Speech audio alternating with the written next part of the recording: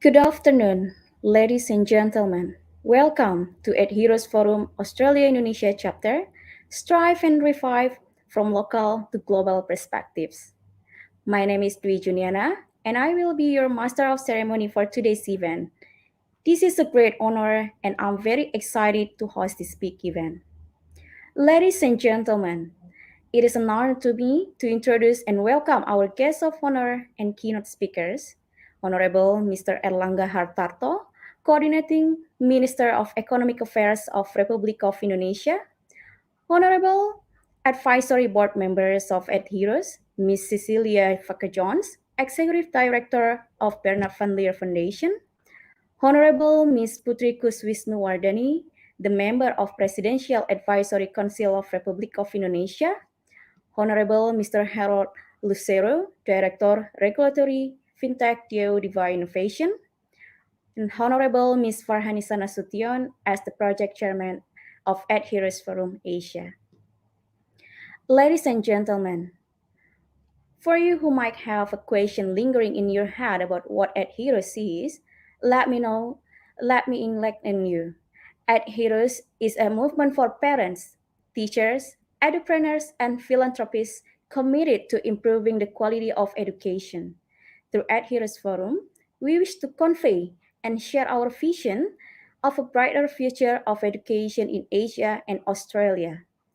EdHeroes Forum Australia and Indonesia Chapter aims to bring together parents, educators, practitioners, edupreneurs, stakeholders, students, activists, and philanthropists to discuss our focus theme, Strive and Revive from Local to Global Perspectives. Furthermore, these themes are expected to be overlapping, discussed with the current demand on digital competencies for the young generation from the present moment to the future. As we believe that children belong to the parents, they are learning and being prepared through schooling, interactions, and media. Hence, we are keen to see this learning journey of digital natives and to understand better how to create an optimal environment to promote quality of education to help our communities. Ladies and gentlemen, for your information, we have one track event. It's called Education, Shift in Social Responsibility, that is divided into two sessions, which include first, family education and mental health, and second, practicing democracy and strengthening social activisms. We have our speakers joining us from all over the world. How exciting it will be. I bet all of us cannot wait to start. Now, let's move on to the next agenda. First of all, we are going to witness the first keynote speaker, Mr. 𝗬𝗵𝗆𝗺, Coordinating Minister of Economic Affairs of Republic Indonesia. Mr. 𝗬𝗵𝗆𝗺 will talk about the climate change and sustainable development, its impact to community. Without further ado, please welcome Mr. 𝗬𝗵𝗆𝗺. To Mr. 𝗬𝗵𝗆𝗺, the stage is yours, sir.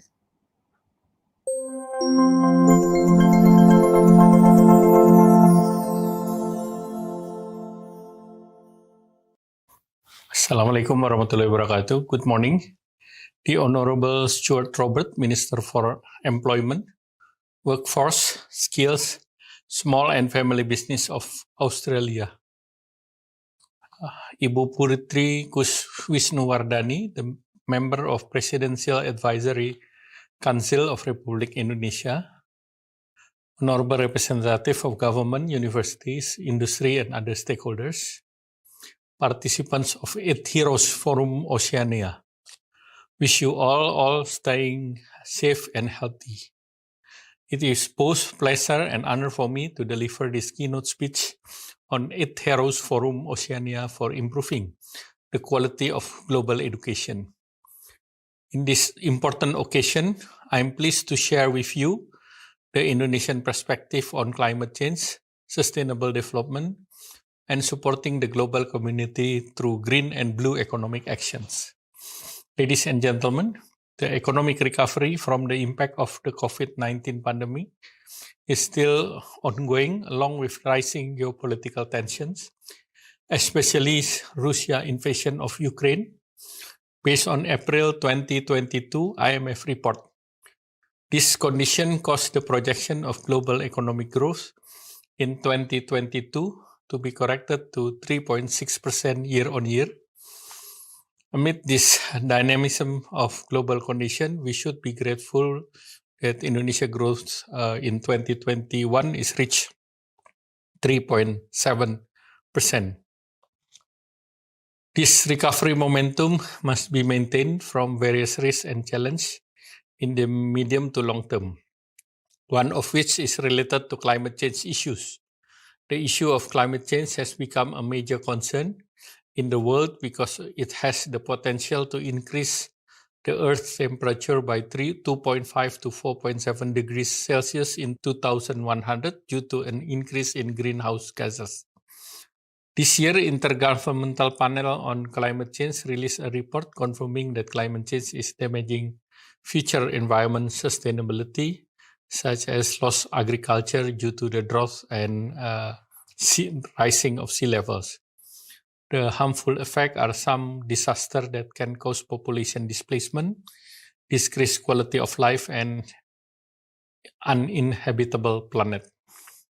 One of the efforts that have been made to anticipate this condition is through the signing of the Paris Agreement as form of global commitment to strengthen the global response to the threat of climate change.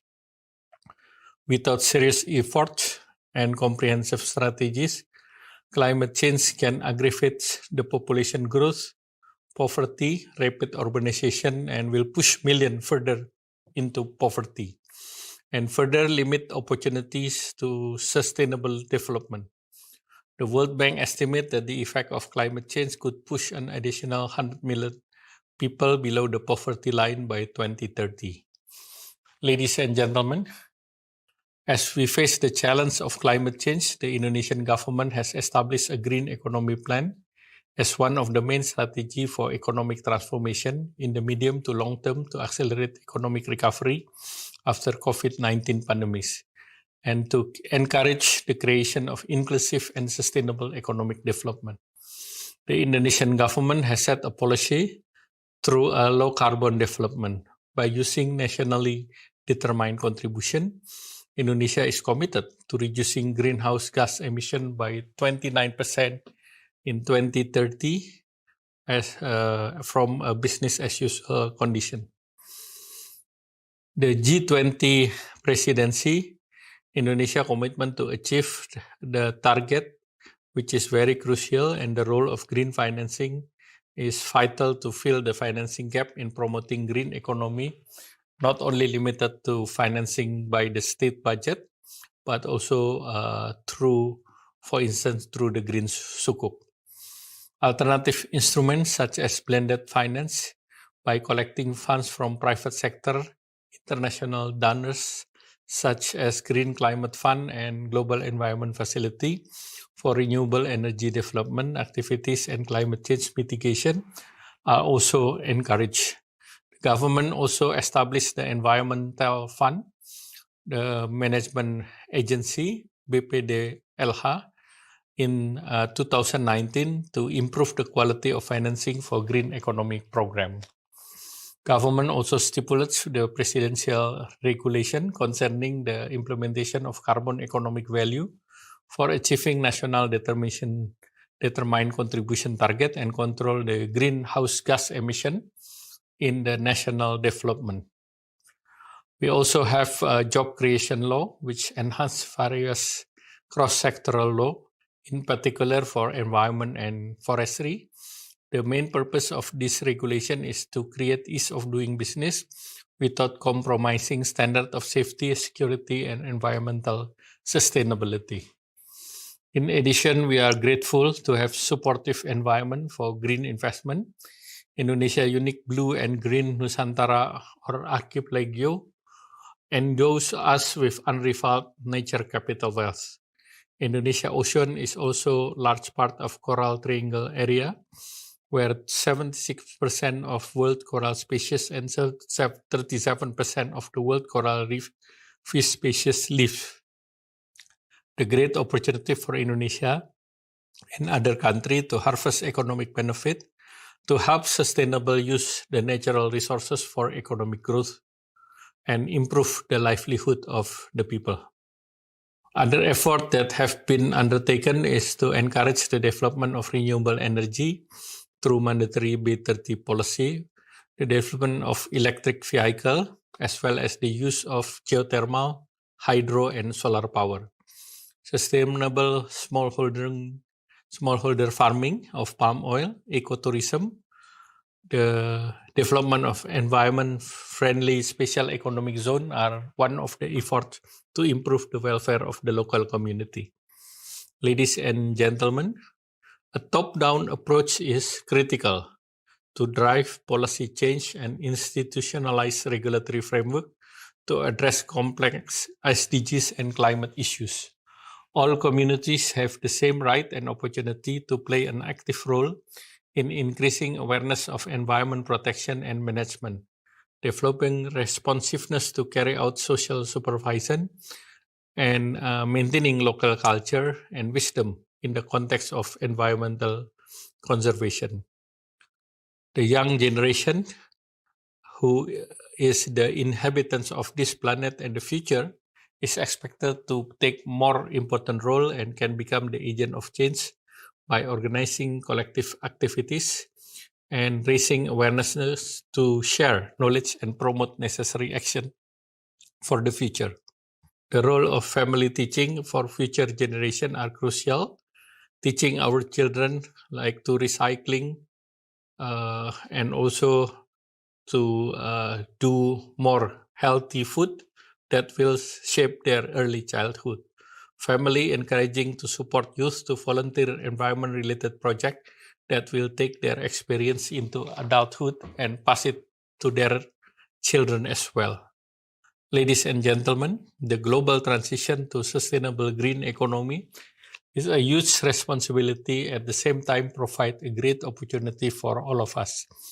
Achieving these SDGs require a concerted effort that is hoped that all stakeholders can take part in responding to all challenges that exist.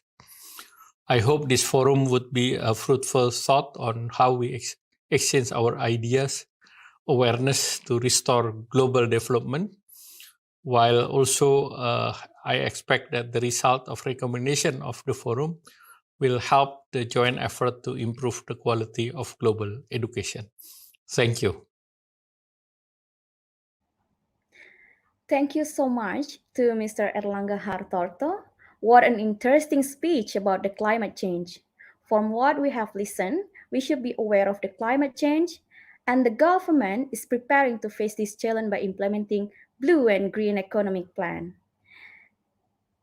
Next, I would like to invite the second keynote speaker from advisory board members of EdHeroes, 𝗂𝗍𝗶𝗺, Executive Director of 𝗏𝗏𝗏 Foundation, to deliver her keynote remarks.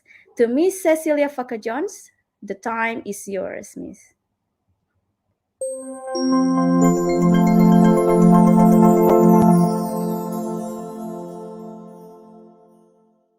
Hello, I'm 𝗂𝗍𝗶𝗺, the Executive Director of the 𝗏𝗏𝗏 Foundation. We work in the field of early childhood development, and our mission is to ensure a good start for all children.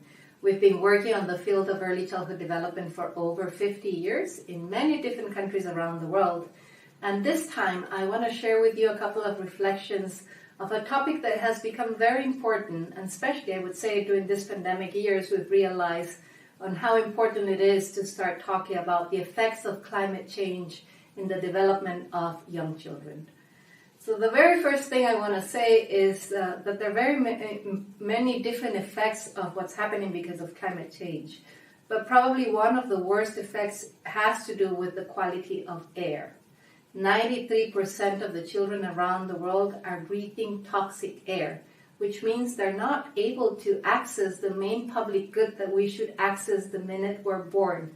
So the minute you're born, the first thing you do is you breathe. and 93% of the children around the world are not breathing good air.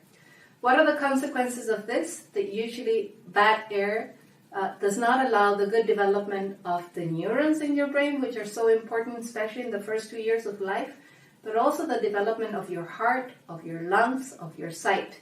So only this one important factor as a consequence of the effects of climate change is one important thing to consider, but there are many others. If you want to learn more about the main effects of climate change in early childhood development, please do check our publication from last year.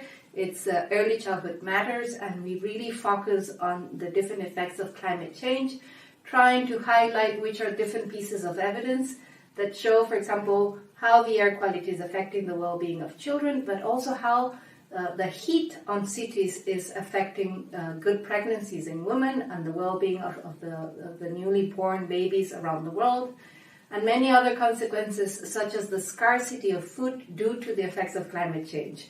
So, just summarizing, the effects of climate change are multiple, but the effects of this are really putting in danger the well-being of our babies, toddlers, and their caregivers, of course.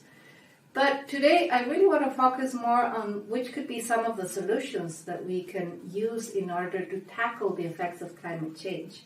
And the first thing I want to say is around 70% of the population in the world is going to be living in cities by 2030. And if this is going to be the case, we need to ensure that the living of children in cities can become as good as possible. And how we can diminish the impact of the climate change consequences will be the next challenge that we all need to face together. So why don't we start talking about the importance of having a healthy urban environment? And which are some of the key issues that we need to consider in order to have a healthy urban environment? So the first thing I want to say is nature needs to lead the way to any solution that we start thinking of. And if you have been working on the urban planning and design, you know for sure that the more green and blue infrastructure that we can bring to cities, the better for the well-being of people in general, but especially for young children. Again, there's a lot of evidence that bringing nature to our urban spaces can really create many good possibilities for children to develop better health in their general life. Another important thing about nature is that usually when you use green and blue infrastructure solutions, in the end, this can bring such a high return that the investment of cost-effective solutions that relate to green and blue infrastructure can cost less than non-investing in green and blue infrastructure. And I'm saying this because many times when we're thinking about green and blue infrastructure, one of the concerns of many cities around the world is that this has a very high cost. But here what I'm saying, and this is also like an important learning from the work that we do in our Urban 95 approach, which is trying to give advice to different cities when we think and we try to answer to the question, if you could experience the city from 95 centimeters, which is the height of a healthy 3-year-old child, what would you do differently? I think that one of the important answers to this question is bring nature back to your cities. Nature is going to ensure the well-being of young children, not only from a physical perspective, but also from a mental perspective. But also from an environmental perspective, investing in nature now will avoid having any other effects as consequences of the climate change. The other very important thing when you're investing in this green and blue infrastructure that I'm talking about in order to keep trying to confront the effects of climate change has to do with creating better spaces for people. And again, trying to find a way that in these investments that we do from the urban and planning design can really ensure good public spaces for people, where people can meet, people from different areas can meet together, can share together, can create these positive interactions that we need to ensure in order for babies and toddlers to have a good development. Another important thing has to do with trying to change our behaviors. And when we're talking about is there any way that we can help avoid the effects of climate change? What can we do as a population? I think we need to ensure that we start changing our behaviors. And I think a lot of young people are supportive of changing behavior. So when I'm thinking, for example, on sustainable mobility, on active mobility, I can see a lot of young people around the world really sustaining this new ways of thinking about moving around the city. So using bicycles instead of using personal cars, or using public transport, which is a lot more sustainable than using a private car, and walking, which is the best way that we can help sustain the planet. So I do want to emphasize that one very practical way to help the planet is being active and making sure that we can support sustainable ways of moving. Another important solution that I would like to bring to this discussion today is how can we be resourceful and creative when we're talking about urban and planning design for cities? And this again brings me back to this discussion. Is there anything that we can do from an urban design perspective in order to create better connections between young children and the immediate environment that's surrounding them? And I think there are many different ways to do that. And part of the solutions and the design solutions that we're looking in the different cities that we work at the moment bring many natural elements back to the city. So, for example, bringing water to the public infrastructure that we have is a way that we can really kind of support this new connection between natural elements and human beings. And this is very important, and sometimes it's just about being creative and how we can bring back these elements into the daily life of what people need to experience. Another very important thing, and again, if you want to refer to some of the articles that we published in our Early Childhood Matters in 2021, has to do with all the advocacy efforts that we can do in order to really create more awareness and consciousness of what's happening because of climate change. And we have many good examples of how parents are organizing themselves in order to defend their rights for their children, because they're thinking about the future generation. So I think this has to do with being more responsible among different generations. So it's about us caring about the future of the youngest population in the world. And this has to do about like caregivers advocating for the well-being of the coming generations. There are many interesting examples of how caregivers are the ones demanding, for example, better quality of air in their cities. So, for example, diminishing traffic jams in very specific areas of the city, because air quality can be focused in very specific areas. So, for example, lowering the traffic in all the streets that are close to daycares or are close to schools or are close to health services is very important, because if we know that our children are spending most of their time in these services, then probably from the public policy perspective, we can also help support that we diminish the traffic and the concentration of bad air in the places where children are spending more time.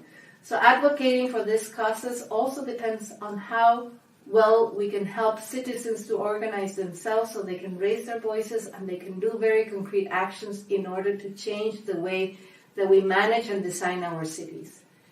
Another very important thing has to do with the design itself. And here, if you talk to any architect, engineer, urbanist, you can see that there are many different ways from the design perspective that can help support the effects of climate change.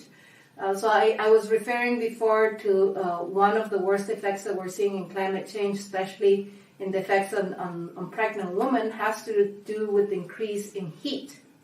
So are there any different design solutions that we can think of that can create more shade, that can help lower the temperature? The answer is yes. There are many solutions from the design perspective that can bring more shade to our cities. Again, bringing green infrastructure, of course, bringing more nature, bringing more trees, will automatically create more shade in our cities and will lower the temperature of our cities.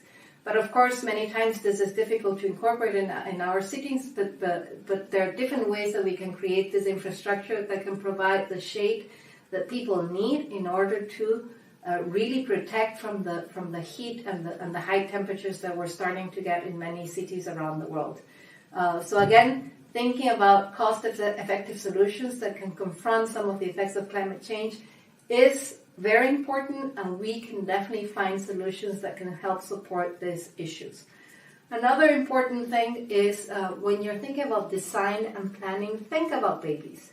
And I'm not just saying this because we work with babies and toddlers, but I'm basically, again, reflecting on the importance of really having an impact in the life of the very young children, because we're setting the foundations of the people for the future.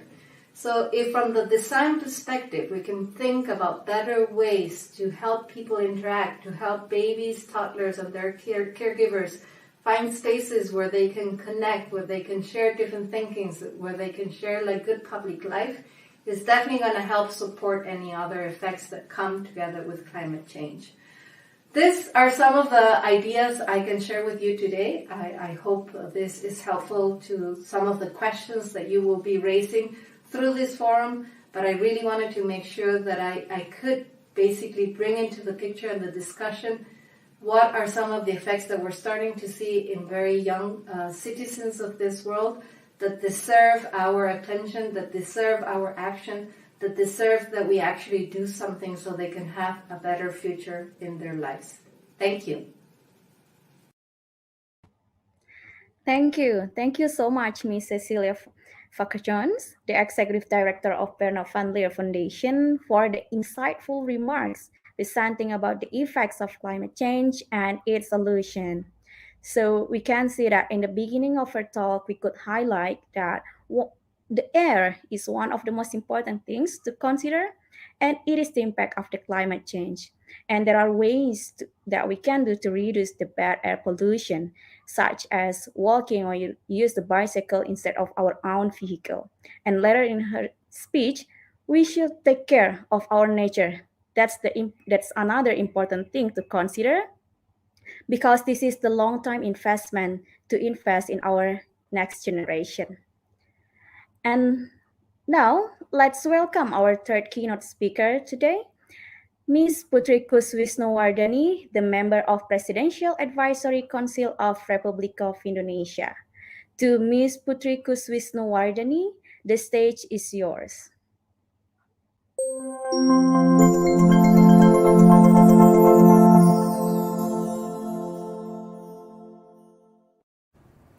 Good morning, everyone. Distinguished Mr. Erlangga Hartarto, Coordinating Minister of Economic Affairs of Republic of Indonesia.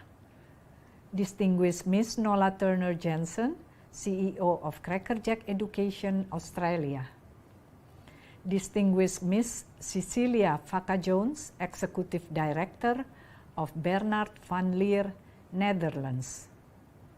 Distinguished Mr. Harold Lucero, Director, 𝗘𝗺𝗿 Innovation.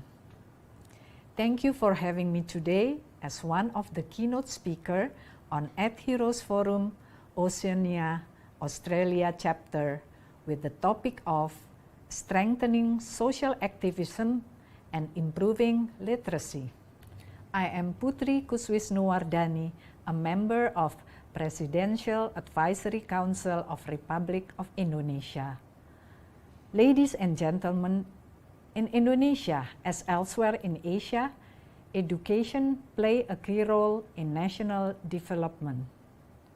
With over 50 million students and 2.6 million teachers in more than 250,000 schools, Indonesia is the third largest education system in Asia and the fourth largest in the world, behind only China, India, and the United States.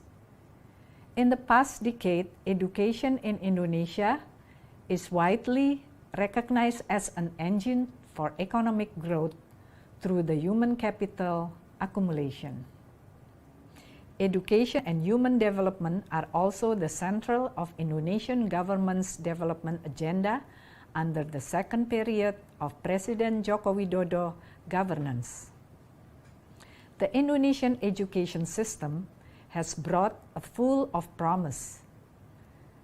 Since a past decade, Indonesia has implemented various education reform, including decentralization education system, improvement of teacher qualification, and increase in educational budget into 20% of total government spending, which is mandated by Indonesian law. These reforms have also expanded access to education, especially for underprivileged children. While education is widely recognized as an engine for growth, education is an important source for boosting the level of social capital. There are some possible explanations for the impact of education on society and social activism. Simply, it is because education shapes what you know, providing more knowledge and experience that facilitate social activism and engagement. Education does not only mean the level of education completed, but also related to the literacy skills in understanding the information and situation. In addition, social skills, which include attitudes, characters, motivation, and values, are also importantly needed in supporting the national identity. Both literacy and social skills encourage social activism.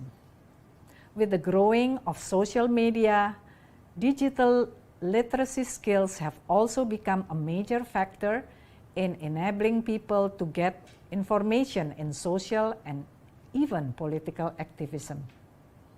However, the use of social media should be wisely.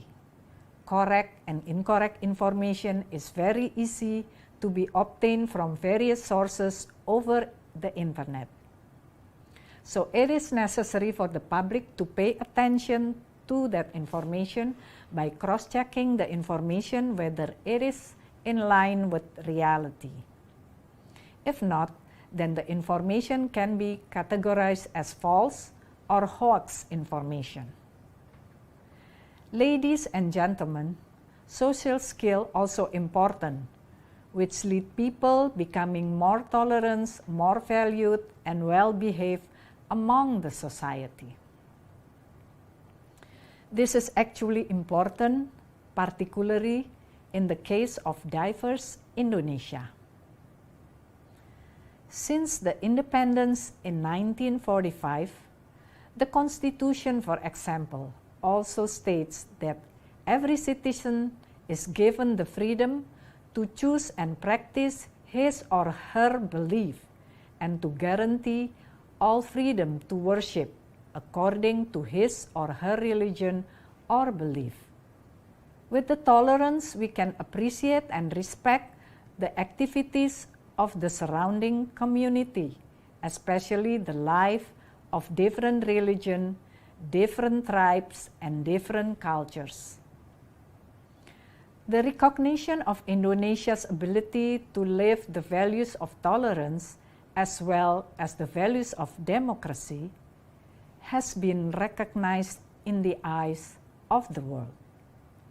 This is one of the reasons why Indonesia has been chosen as the G20 presidency in 2022, which is a cooperation forum of 20 of the world's major economies. We must always maintain these positive vibes. Supporting for this, Indonesia has what is called Pancasila, which consists of 5 principles as guidelines of Indonesian character. First, believe in the God Almighty. Second, civilized humanity. Third, the unity of Indonesia. Fourth, democracy guided by the inner wisdom arising out of deliberation among representatives. And fifth, social justice for all the people of Indonesia. The implementation of Pancasila in social activities requires the support of all elements, including good government, school or institutions, teachers, students, and the community. The government, for example, provides comprehensive policies as an integrated support from the implementation of national identity. Teacher is the main character who deals directly with students and young people, while students are the main figures who become the subject in education, who preparing themselves to join the society.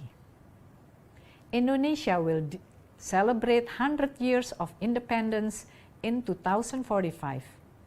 We should prepare the coming 2045 with golden generation when Indonesia's productive age population is the biggest in Southeast Asia.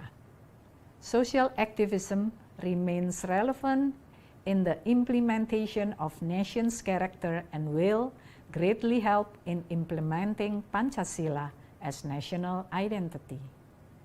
The Indonesian character remains appropriate and is very much shown in attitudes related to the values contained in Pancasila, including religious character values, social care, national spirit, democracy, and tolerance.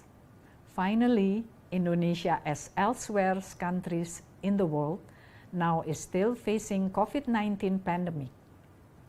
Although Indonesia is generally quite successful in declining the level of pandemic, there are still many issues out there which need our assistance through social activism in many sectors, such as poverty, inequalities, and sustainability.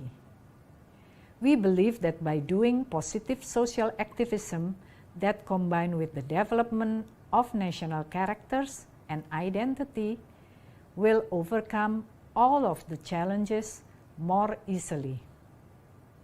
Thank you very much for your attention. Thank you. Thank you so much, Ms. Putri Kuswisnuwardani, the member of Presidential Advisory Council of Republic of Indonesia, for your excellent speech.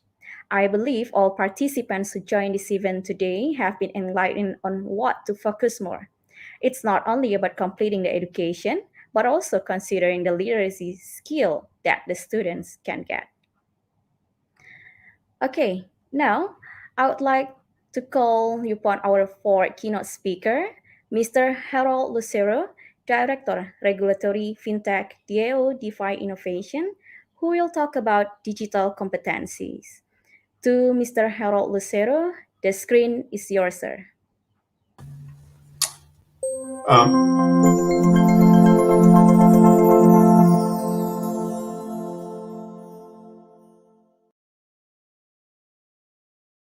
Thank you, everyone, for having me here. Good morning, I guess, in Indonesia. Good afternoon in Australia, and anywhere else in the world. Good morning, afternoon, or good evening.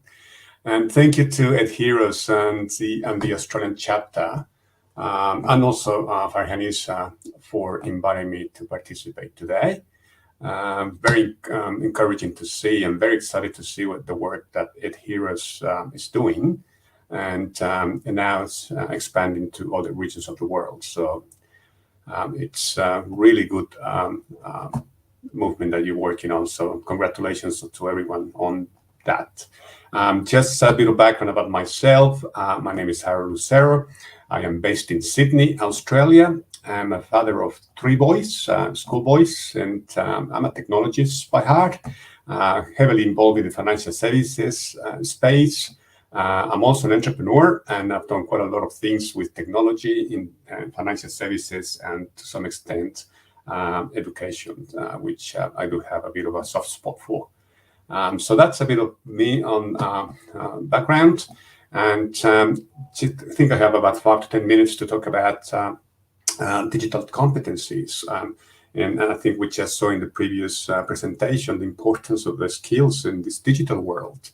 And we just went through 2 years pandemic shock, and how everyone in around the world had to be exposed to new ways of doing things, and the importance of understanding what digital skills are, digital competences are. We talk about it, we read about it, but do we understand what it means? And we as parents, as educators, as teachers, as part of society, need to understand what actually digital competency means. So I thought I put together a couple slides. There's 4 points here that we're going to delve into. One is about talking about the importance of the digital competencies. Then we go, what does it actually mean to be digitally competent? And from a different context, from a global context, and also from an Australian context, because Australia is doing some fancy things on that front. And then we'll look at a bit of emerging trends. And some of these emerging trends, the majority of these emerging trends are to do with technology underpinning it. So again, something that the reason why as citizens we need to understand these competencies.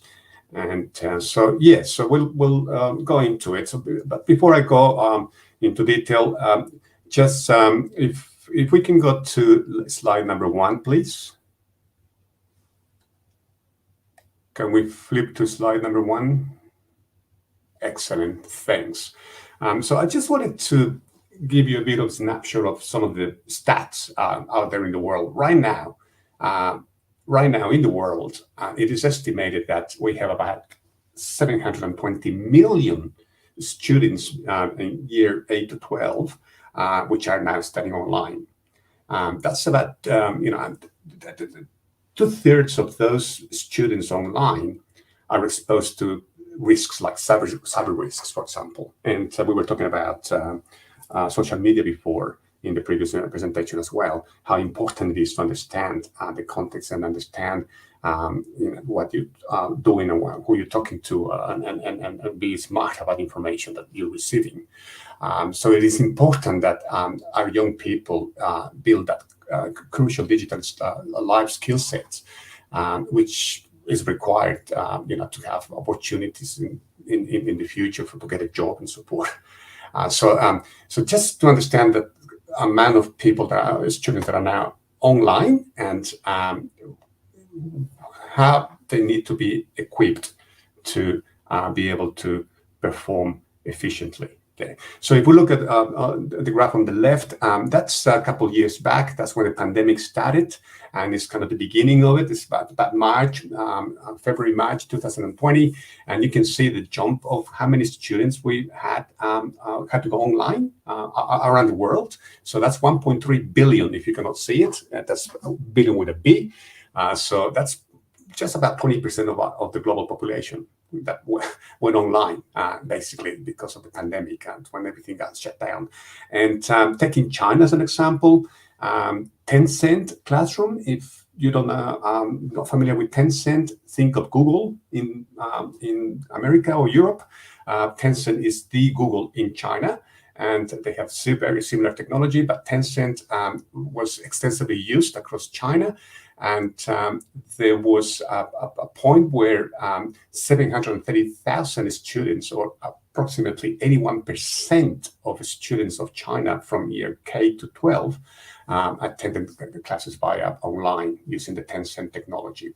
So again, that gives you a bit of a snapshot of the importance of understanding what the digital competencies are. So if we move to the next slide, please. So just to go back a bit into what is it, and what do we mean by digital competencies? I mean, digital competencies, we have different competencies, right? There's communications in your mother tongue, there's learning to learn, social and civic competencies, but there's digital competencies. And these are a way of mastering the basic digital literacy skills that should enable us to become lifelong learners. Our ability to search for information, to evaluate sources, to use critical thinking to assess information gives us the ability to become lifelong learners using digital tools. So what we're looking at on the screen here is a framework of what a digital competency means. And this is from a global context. The next slide we look at a bit later from an Australian context. But basically, when you look at that, it's 5 areas, right? When we think about technology, look at 5 areas. There's information. There's 3 core ones on the left there of the graph. There's information, communication, and content creation. And there's also the safety part of the using technology and the problem-solving skill sets. So that's the areas that's the framework that gives us the ability for us to and understand what a competency is. So in the terms of information, for example, a competency within the information space, we can see it's slide number 1.1.1, browsing, searching, and filtering information is a simple asset and a skill set and competency. Evaluating that information, again, if you're in social media, you need to evaluate the information you're receiving. Managing information and digital content that you're receiving. Same thing. The next area is communication, interacting, sharing, collaborating, and digital identity online. How do you manage that? How do you protect that? The next one is content creation. And that's developing about writing content into it and programming skill sets. You might not be into programming, but programming is one of those competencies within the context of digital competence. And the fourth one is the safety part of it, and protecting our devices, protecting our personal data and the privacy, and protecting the health and well-being and the environment around us, and the problem solving as well. So this is a framework from a global context. So what I want to do now is move a bit closer to home, which is Australia. And so the next slide, if we please move to the next slide. Excellent. So in Australia, we have a government entity called ACARA, which means the Australian Curriculum Assessment and Reporting Authority, which is the government authority responsible for the development of a national curriculum, a national assessment program, the data collection, reporting, and supports the learning of Australian students. So they recently, given the fact of the pandemic and so many challenges that we had as parents and educators, getting online and learning how to do things online and teaching, helping our kids learn, they undertook a review of this whole digital literacy capability. And they came up with this framework, which kind of, if you look at it, kind of adapts to the main one that we just saw before. And so you have basically in the center is the digital literacy as an area that is a continuum learning scenario. And through that, you have your elements or your areas, if you call it, if you look at the table on the right. You have the participating digital safety and well-being, communicating and collaborating, investigating, creating, and managing and operating. Very similar to what you saw above, but this is the Australian version of it. And then the sub-elements of it, again, it's managing the well-being of the students online and so forth. So this is the capabilities we need to instill in our kids. With these capabilities, we want our school system promoting students when they educate our kids.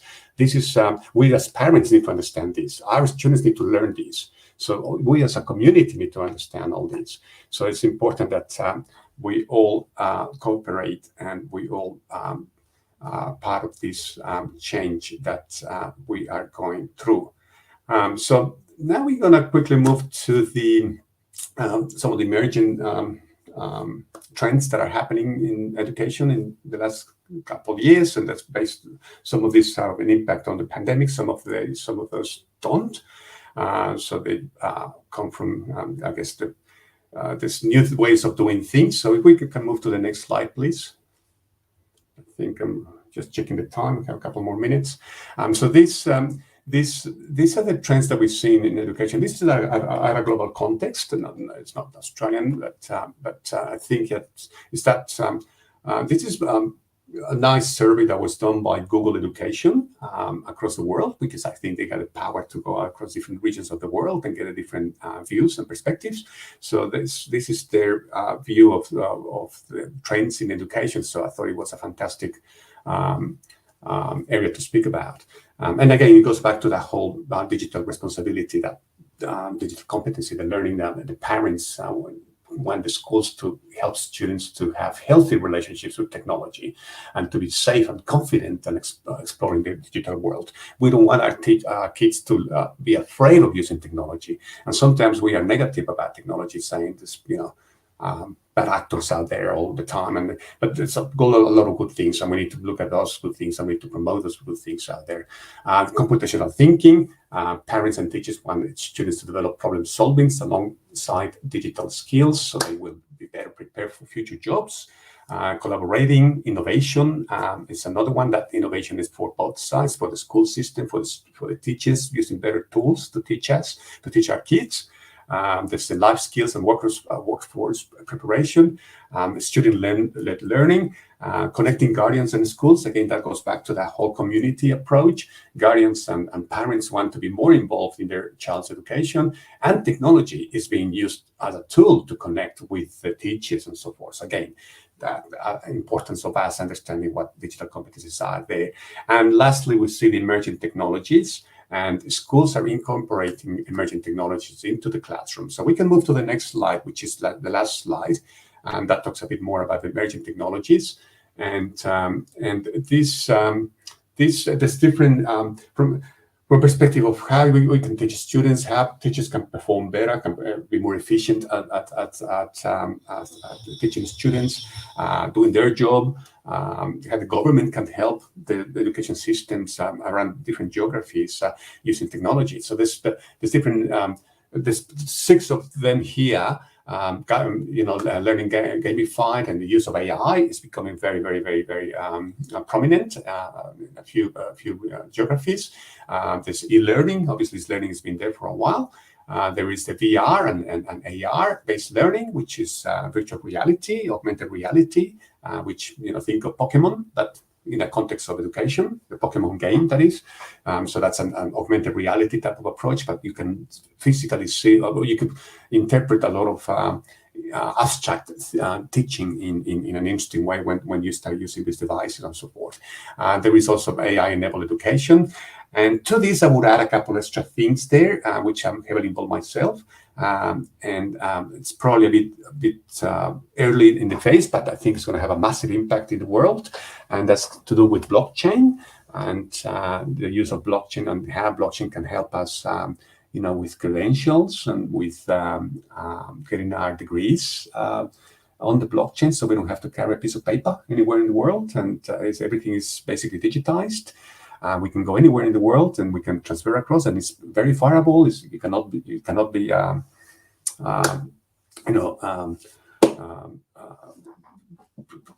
play about with the documentation that if you want to transfer from one country to another. And also, there's another trend coming up called the decentralized type of education and decentralized autonomous organizations, which are called DAOs. And again, another area that I'm heavily involved with. And I see DAOs, now we're kind of using DAOs in a more financial services type of space to some extent.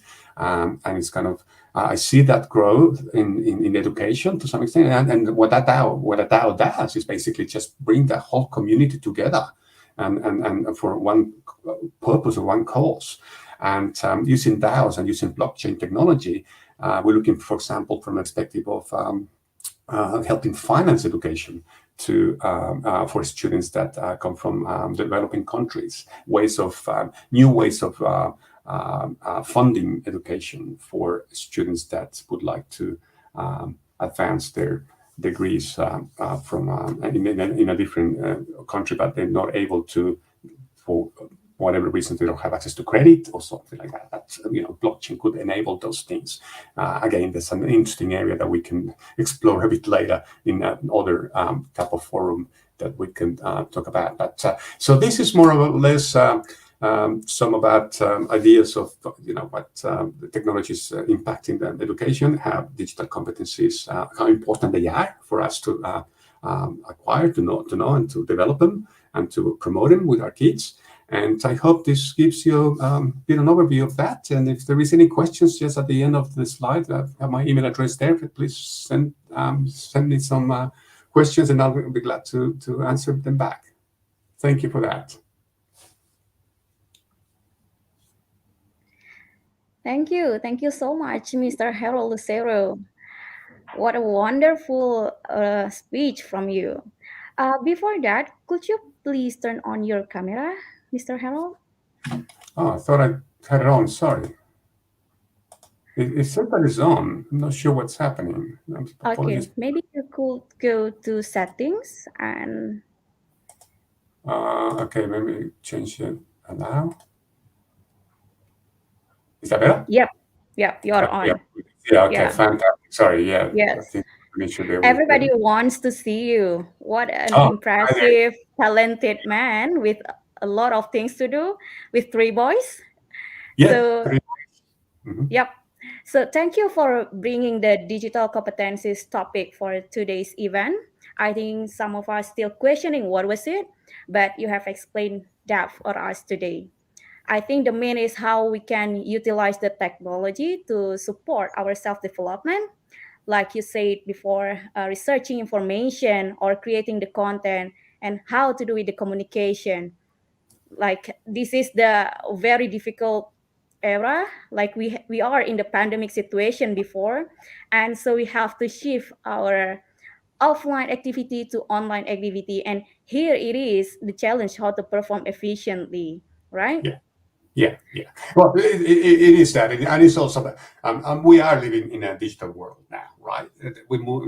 We cannot get away from it. We're moving more and more digital, right? You've heard the word metaverse out there, right? Facebook's changed the name to Meta. The metaverse is a whole new world, right? And I see the metaverse again, something like schools are going to be set up in the metaverse. Students are going to attend in the metaverse and learn through that without having to go to a physical building somewhere in a city, right? It actually works. When you go in, you can do banking through it. You can send money from point A to point B without using the blockchain. I mean, by the way, metaverse is actually based on the blockchain. So that's it's what is called Web3. Or if you look at the internet, think of the internet as Internet 1, Internet 2, and Internet 3. Internet 2 is what we have now, where we all know it. We know Google, we know Facebook. That's Internet 2. Internet 3 is this whole new world. It's called Web 3. And that's where we're moving towards. And it is just going to have an impact on our lives. And we have to learn how to use computers. We need to learn how to manage data, how to interpret data. We're going to be connecting with people online all the time. And just like, you go out in the street now in Sydney, in the bad area of Sydney, and you have to know where you're walking, what time you're walking. You don't want to go into the wrong spot, right? So you have to use your common sense. Equally in the cyberspace, it's exactly the same way, but you have to learn those skill sets to navigate through that. So yes. Absolutely. Yes, this is digital world today.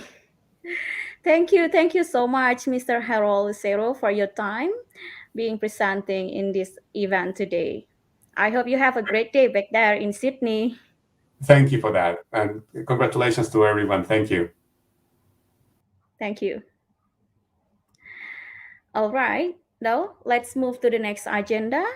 It is the opening speech from Ms. Farhanisa Nasution as the project chairwoman of EdHeroes Forum Asia. To Ms. Farhanisa Nasution, the screen is yours.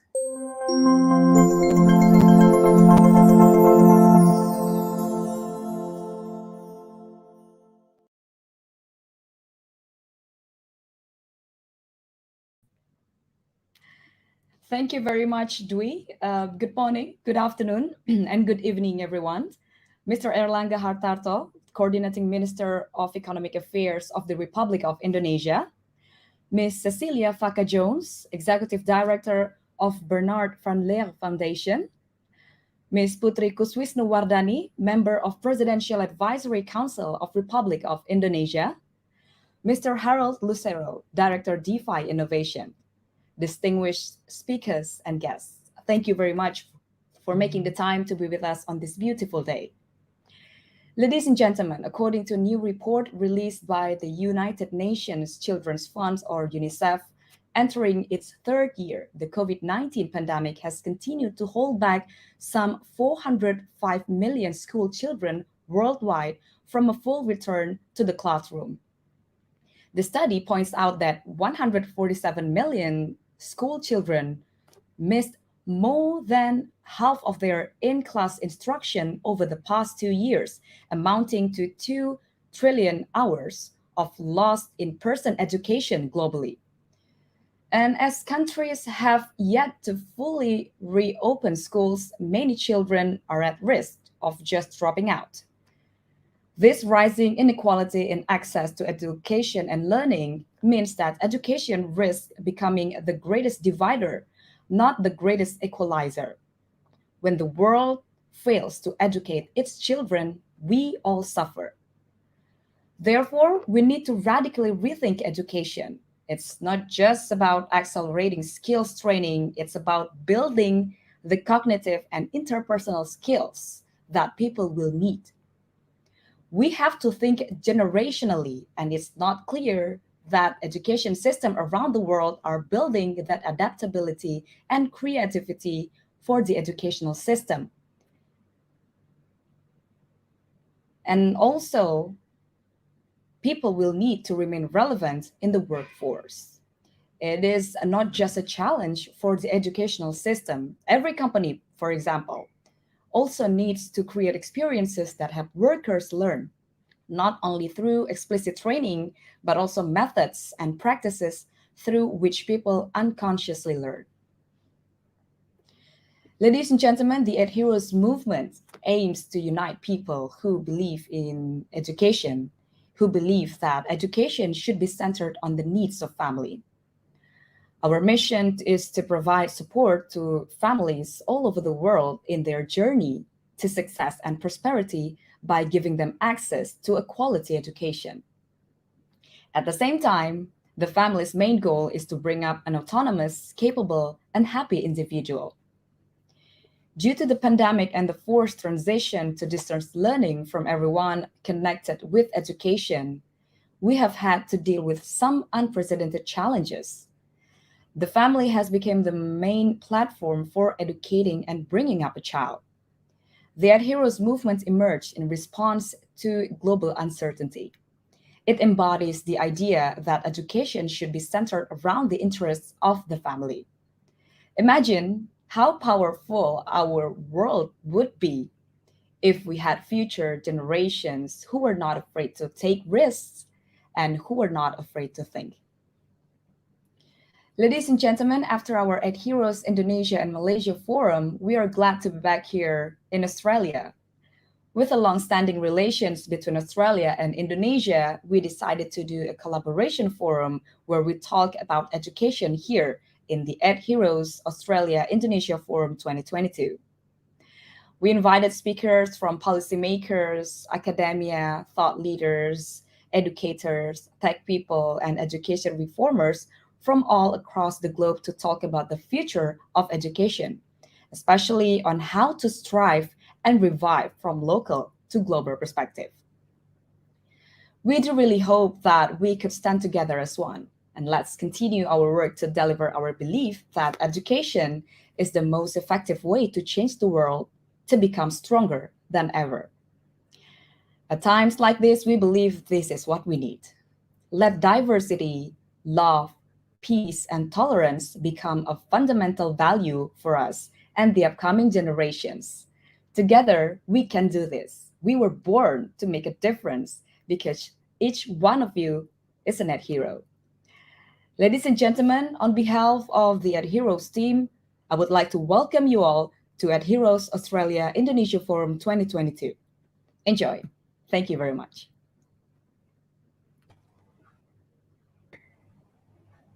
Thank you. Thank you so much, Ms. Farhanisa Nasution, for a very warm speech in this afternoon. And that's all, wrap up our general session for today. Thank you for all the amazing keynote speakers and opening speech to kickstart the EdHeroes Forum to Education movement. And right after this, we also have many speakers with different backgrounds and experts in many fields who will discuss through provoking topics. To remind you, we have one track event. It's called Education, Shift in Social Responsibility, that consists of 2 sessions. The first, Family Education and Mental Health, and the second, Practicing Democracy and Strengthening Social Activism. You can check the event details through your mail. Also on this YouTube description to watch inspiring session with the greatest speaker. Ladies and gentlemen, this event is supported by ID Next Leader, Mata Garuda Aceh, Overseas Indonesian Students Association Alliance in Asia Oceania region. Thank you for all the attendees for participating in our general session. And the track session will start at 4:00 by EST GMT plus 10 time. Let's enjoy the session as the heroes of the education movement in the world. It's been a very fruitful session listening to our keynote speakers who will talk about various interesting topics today, from climate change to education to digital competencies. I am 𝗬𝗠𝗔 as your master of ceremony today. Apologize for any mistake in our general session and wish you have a great day. Thank you and goodbye.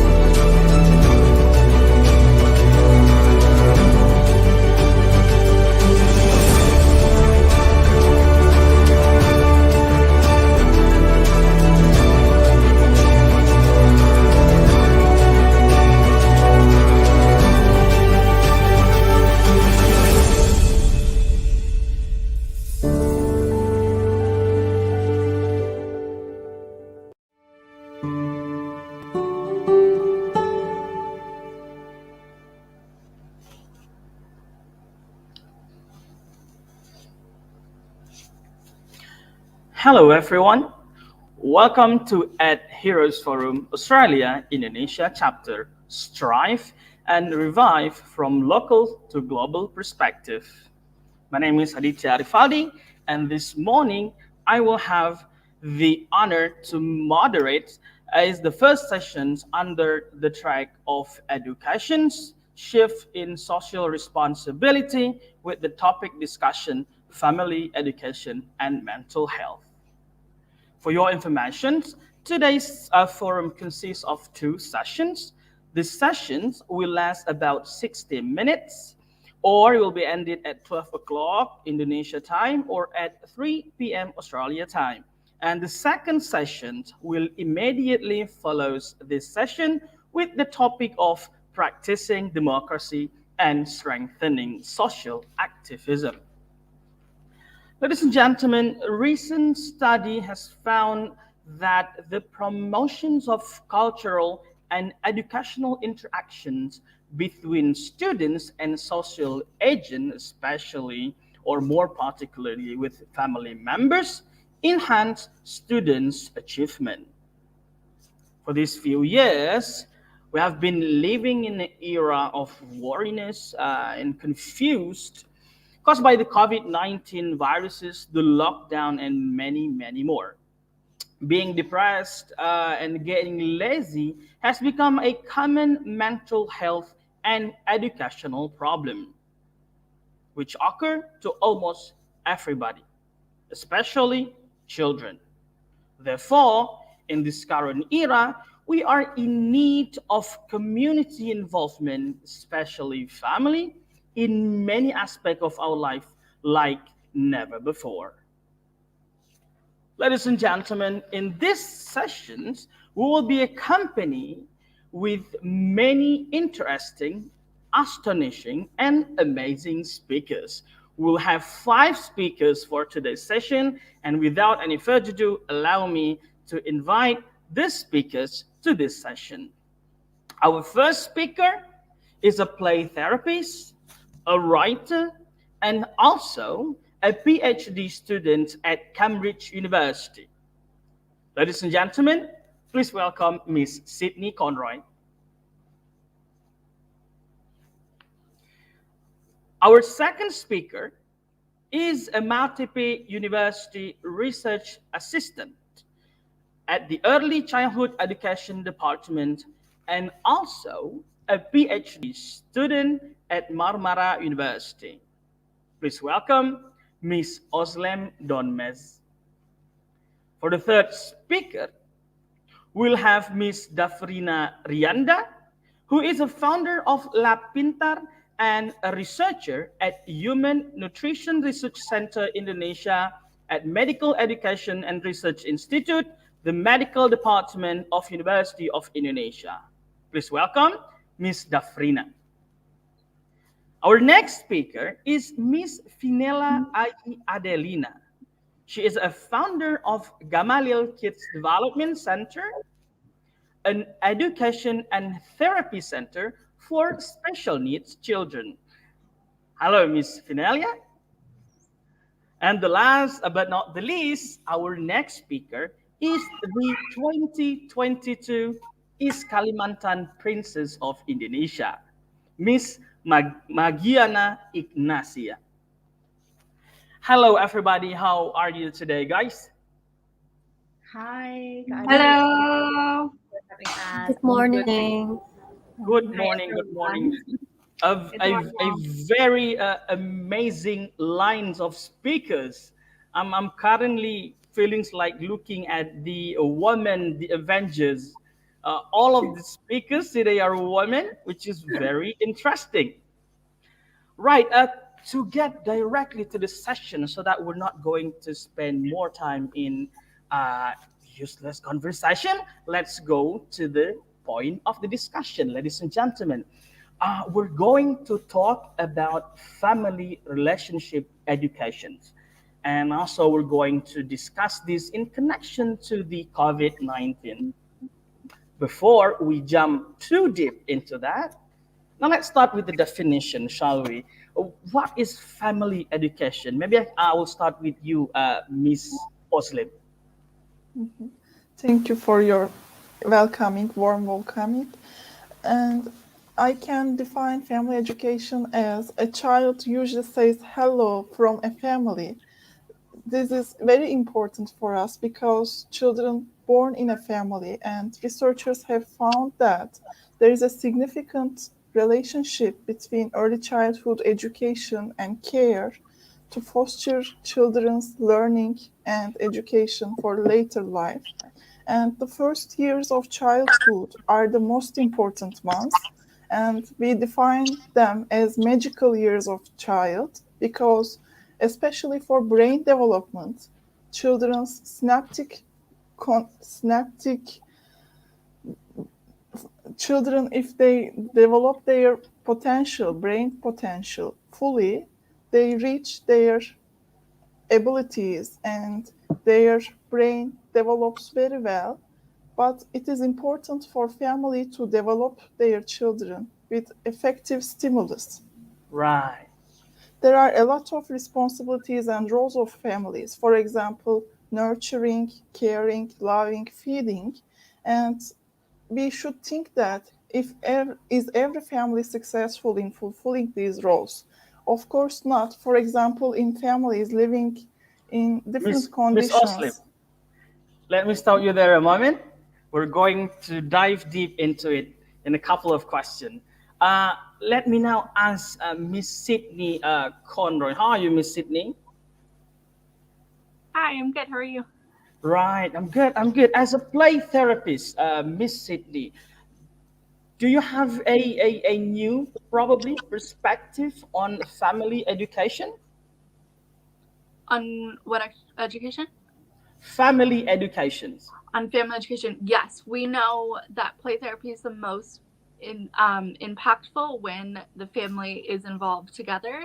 So we do give children their individual play sessions that allows them to kind of work through their own stories and problems, and then including the parents afterwards allows really the home environment to change, which is really important. And then we oftentimes try and get teachers or other educators involved so that everyone is able to provide kind of a cohesive care for our children. Right. So direct involvement of both community and educational system. Yes, exactly. Right. Now I'm going to ask. We have actually two practitioners here. We have Miss Dafrina and Miss Finella. Now let me go to Miss Dafrina. You are a practitioner. You are a founder of Lab Pinter, right? And also a researcher. In your experiences, Miss Dafrina, how would you explain this family relationship education? Yeah, thank you, Mas Aditya. I just would like to add the insightful answers from Oslim and also Sydney. I think one of the aims of family relationship education is basically to ensure that every family members understand that they are significant to the family, they have their own role in the family, and the most important one is that they understand that they need to support each other for the sake of the well-being of the family. And if we are speaking about family, the education itself, it is also need to consider the uniqueness of the family, unique characteristics, the dynamics of each families, and it would need a tailored approach, solutions and strategies that best fit to the dynamics and challenges that they face. So we need to also consider their values, their goals, and also their existing challenges. And it can be provided through many tools, webinar, offline seminar, brochures, and so forth. But I would like to say that counseling, also group support are important addition and best strategy to family education. Right. Allow me to go to Miss Finella. You are not only special for being here, but also you are a founder of an education and therapy center for special needs children. Do you have, any special perspective for us, especially you directly involve yourself in educating special needs children?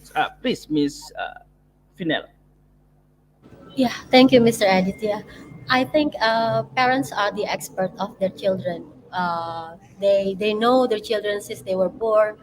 They accumulate a wealth of knowledge about their children as learners, and they know what their child needs to make progress, and they can support their child more directly and individually. And this is in the family setting. And I think with this family relationship education, parents felt that they can become the teacher, but they also simultaneously realized that uh, they were able to motivate and support their children the way the formal setting in the schools could. However, the collaboration between family and the formal setting schools, government, and educational program support system is is the foundation of the education system, as they are the first point of contact for students, not only for the special needs but also for all the educational needs. All the stakeholders Right. should come together to support this partnership. Right, right, lawfully. I love the word that parents are the experts of the children. Right, right. I couldn't agree more to that. Now let's move on to our last panelist, Miss Magiana. As Putri Indonesia, I know you will have to do lots of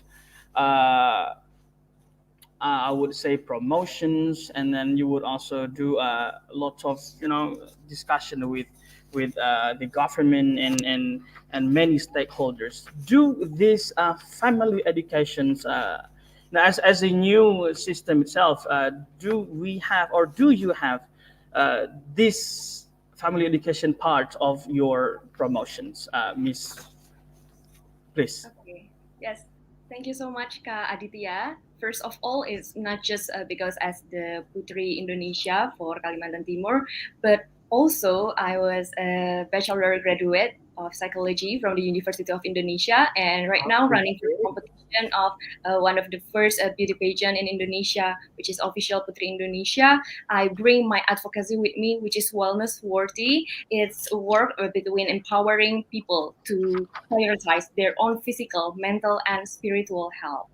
And actually, family education, psychology development is one of my favorite subjects during college because I got the chance to learn more about myself, about my childhood. And I really agree with Muslim because the first 5 years of your education and your parenting style is really affecting your personality. And because at that time I grew up with such an authoritarian and controlling father, but thankfully with an authoritative mother, because it really shaped me the way I am right now. And I know that maybe sometimes we experience an unpleasant experience, but we have the audacity to express ourselves and to develop more into a very well state, no matter how bad or how unpleasant our childhood is. We have the Right. willpower to change our future, and be that childhood is our experience to grow even more, and of course to learn more as a person. Right, right. Perfect. Now let's move on to the next question. It's really important questions.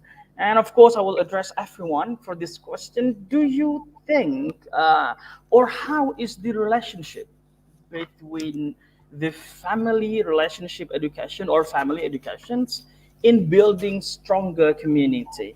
I would like to start with Miss Sydney Conroy, please. Yeah, so I think we have to sort of shift away, definitely in the Western world, of this individualistic, what happens in the family can't be talked about and is solely the domain of the parents, that we need to kind of shift to this more collective community, it takes a village to raise a child type mindset, and that really impacts kind of the care that children get and the different perspectives that they're able to see, and also just we don't always know what's happening inside of a family home, and so there's really a protective factor to having lots of adults and other children and all of these different community members being involved. but we sort of have to address shame and guilt when it comes to parenting, I think, to kind of get over that barrier for more community care. Right. So do you think, like in current society, we still have the pressure from the community on how to raise your children correctly? Do you think we still have that kind of mentality? I definitely see it commercialized. We see that with all these parenting books and parenting courses, that there's like a way to raise your child. And I think that trickles down into certain communities more than others. But I definitely think that it's prevalent that people have expectations about how other people should be raising their children. And there are ways to do harm. And so there needs to be kind of this community education around it. And there is no one way to parent a child. And I think that needs to be addressed. Right, Ms. 𝗂𝗵, the answer given by Ms. Sydney, I think is quite correlated with your answer before, that a parent is the expert of the children. Do you think there is no one way in raising our children, and how do you think it can collaborate or building a stronger community is we involve community in raising our children, please? As I'm quoting a popular saying that it takes a village to raise a children. So not only the parents it takes for children to succeed, to be a strong standing member of the communities, but it takes supportive families, economically and socially viable neighborhoods, and effective social support system, not only from the school teachers, but also from the social services, and moreover the government. It all takes the necessary actions to provide the things for our children. And this collaboration in community building and family support is a concept that the children are not only the responsibility of the family, but also the government and the community as a whole system. Right. Thank you very much. Now I'll move on to Ms. Oslim. As the research assistant on early childhood education department, Ms. Oslim, do you find it is true that this family education system will build a stronger community, and how would you see that happen? Yes, of course, because the main beneficiaries of family education programs is the first child, secondly the family, and thirdly the community, the society. When we make interventions to child and the family, we only not make changes in the life of their children, we also contribute to the family and the society. For example, I can give an example. 1 Turkish lira investment for family education programs turn as 7 liras. And for example, there are lots of contributions from children are also become future adults. And for example, Dr. 𝗬𝗚𝗄𝗃 and Dr. 𝗚𝗫𝗃𝗀𝗃 is adults and make huge contributions while building the biotech, and they make huge contributions to the whole society, community, and the world also. If we raise children and families, we support them, they will contribute the whole world when they become future leaders, future adults. And it is very important.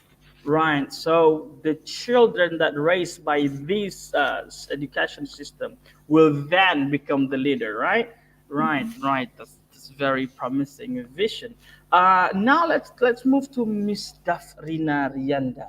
I would like to shift the question a little bit.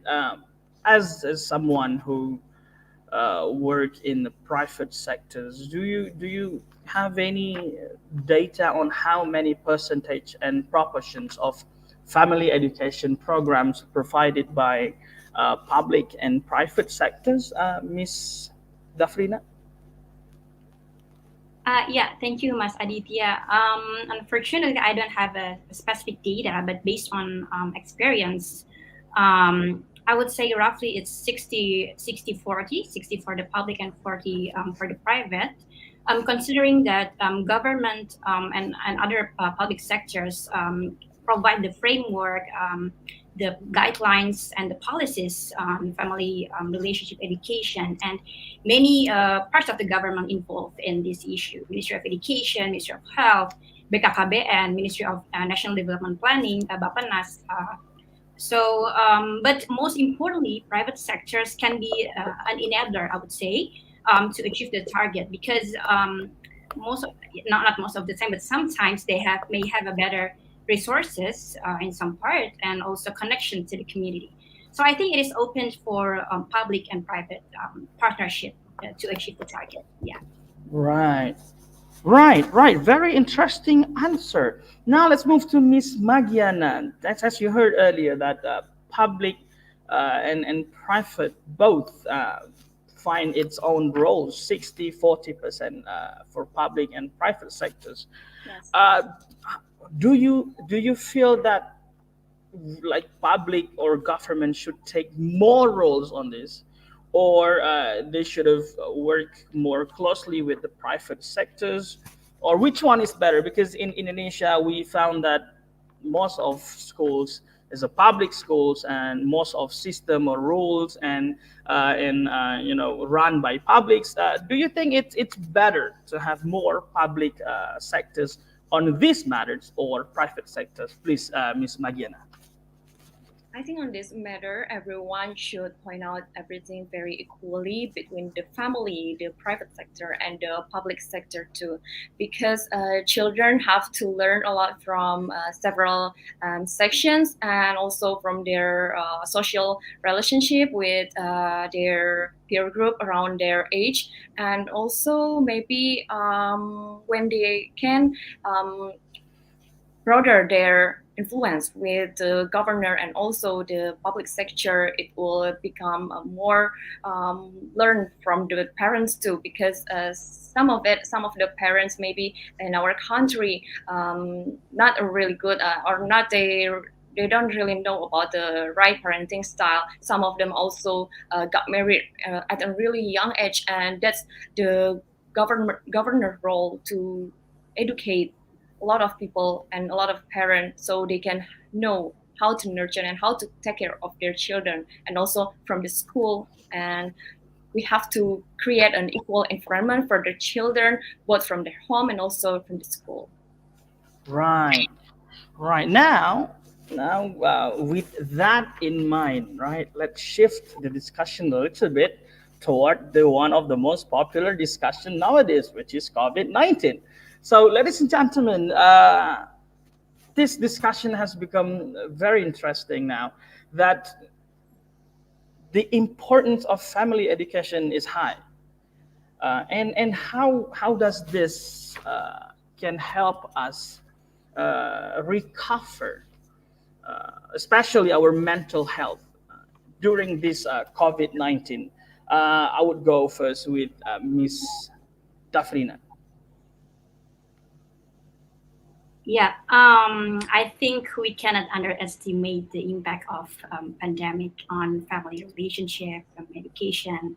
A lot of research have demonstrated that maternal depression, loss of employment, suboptimal childcare are prominent during this unprecedented situation.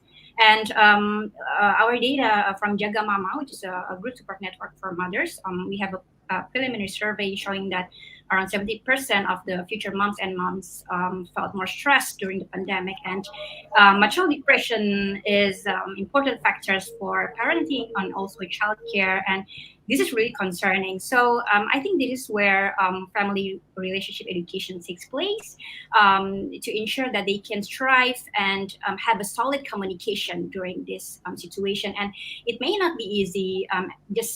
We just maybe I would say just don't stop the efforts, because we never know. Maybe a small step can really have a big impact on a family. Right. The importance of communication. Ms. Finela, how do you see that the importance of communication? is that helping well in especially with the special needs children?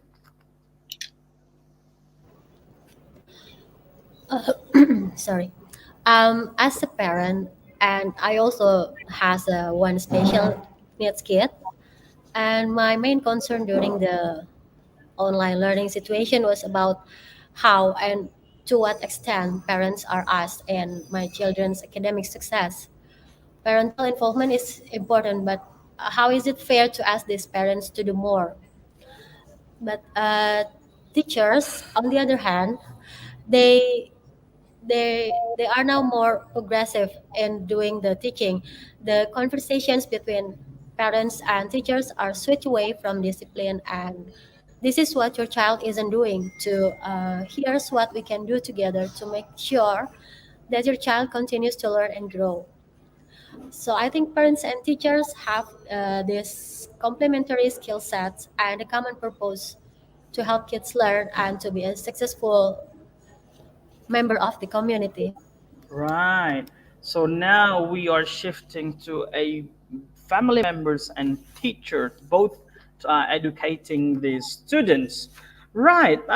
That's really interesting remarks. Now I'll ask Miss 𝗂𝗶𝗵𝗺𝗁. Again, as a researcher in the early childhood education department, do you feel that the joint combinations of teacher and then parents give more impacts to the students' development compared to the old way where teacher teach our kids, and then kids go home and report how bad the teacher is, and that's keep going on. How do you think, Miss 𝗂𝗶𝗵𝗺?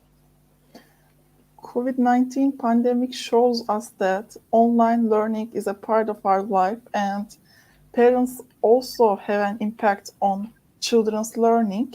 So I think COVID-19 contribute parents to see that they are teachers of their children. A family is a learning environment to support their children, but majority of the families may not have the skills to develop their children, and family education programs on that aspects gain importance, and collaboration with teachers also have an impact because teachers help parents to learn how to support their children, what they want children to become, and what are the assignments, how they interact with children, appropriate communication ways, and guiding their online learning. So the collaboration is always important between teachers and parents, but COVID-19 pandemic enhanced it. Right. So let's consider that the positive impact of COVID-19. Right, Miss Sydney Conroy, I have a question for you. Really, as you're a play therapist, you're also a writer. Do you find the best way on how parents and teachers should collaborate? Like, is there any kinds of playful things that teacher and parents should do, or how would you suggest the collaboration between them? Please, Miss Sydney. Yeah, so I think both teachers and parents need to be kind of aware that something like COVID-19 pandemic is a collective trauma. And what that really means is just that something is overwhelming our entire community. And in this case, it happens to be global, but collective trauma can happen in countries and cities, just in select communities. But this just happens to be something that's happening to all of us, which means that we also have teachers and parents that are impacted by the stress, and they are also dysregulated, and dysregulated adults cannot help regulate dysregulated children. Right. So we need parents and teachers to take their own mental health really seriously. Something that I've seen thrown around is complete your stress cycle. And so that means stressors like collective trauma, the COVID-19 pandemic, don't go away very quickly, but the stress that lives in our body, we can get our body through our stress cycle every day. So I would recommend that teachers and parents do something physical with their bodies at the end of the night, take a walk, dance around, any sort of playful activity with your kid that helps remind your body that you're safe. That's really good for parents, teachers, and children. So teaching that to children is also important. It's something that teachers can incorporate into their classrooms, something parents can put into bedtime routines, and that helps mitigate the larger effects that we may see, because we're not necessarily going to see PTSD level symptoms come out of this for children or families, but we are going to start to see these kind of effects in more insidious ways. And so making sure that teachers and parents are kind of well equipped for naming what we're going through and helping themselves help the children. Right. Sorry.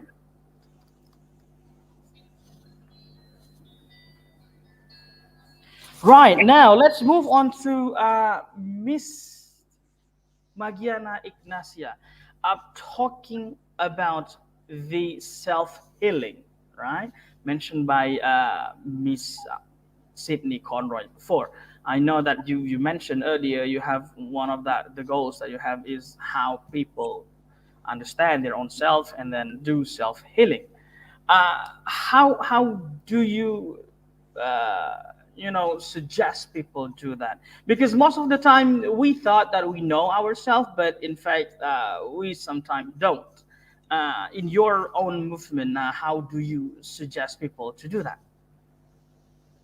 Okay, so probably some of the people tend to misunderstood the self-healing term. Some of them think like just going to Bali and traveling and yes, and then having a sunbath and having a shopping and something like that. Something that is more into a self-indulgence because you taking care or you pampering yourself too much without thinking about your future and also your problem.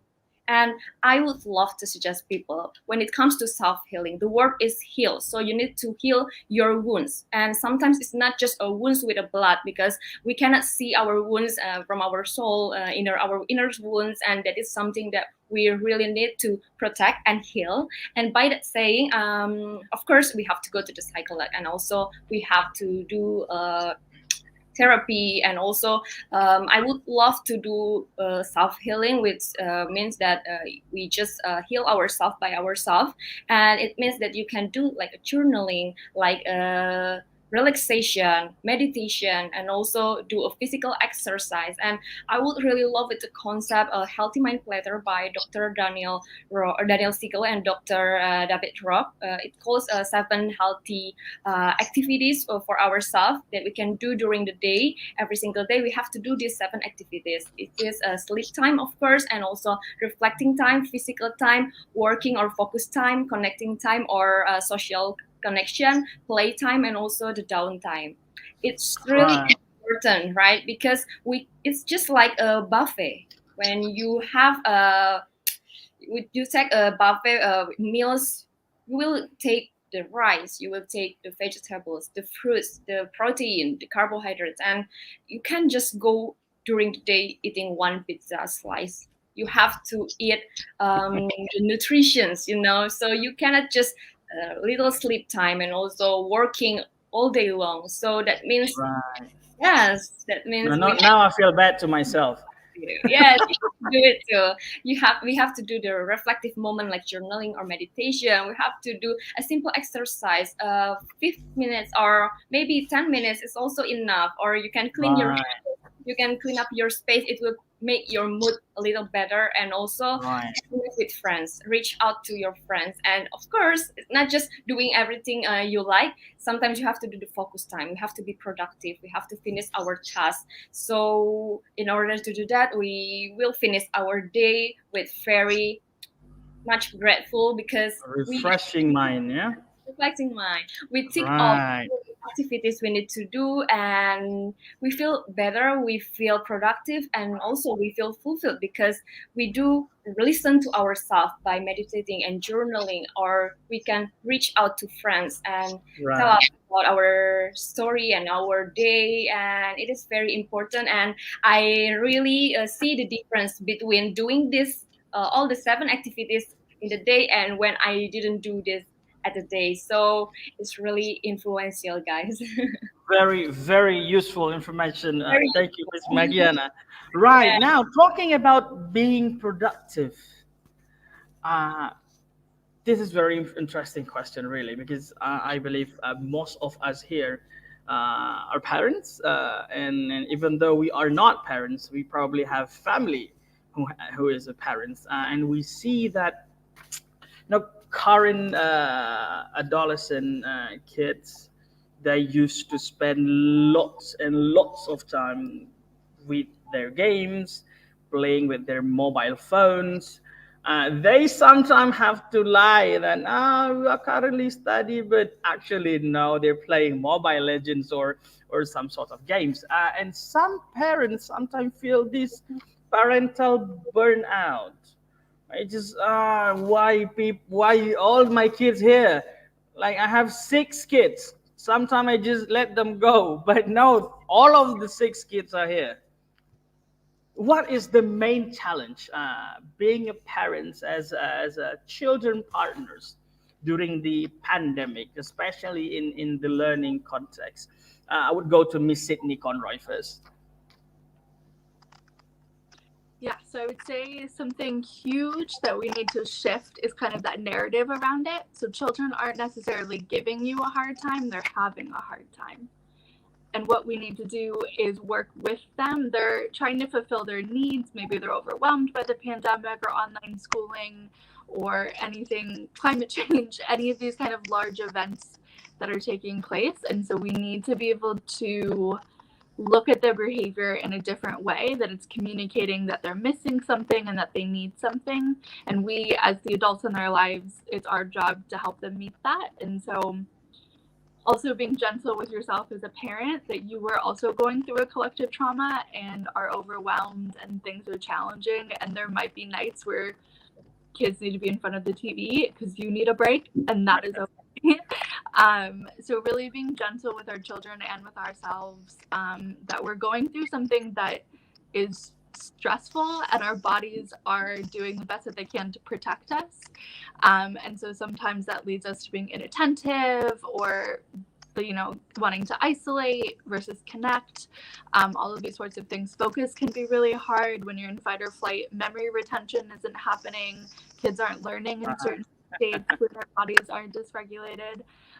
So it has really long-lasting impacts. And so kind of completing that stress cycle and helping our children through whatever they may be going through, asking them how they're feeling, naming your emotions as the parent or the grown-up in the room is important.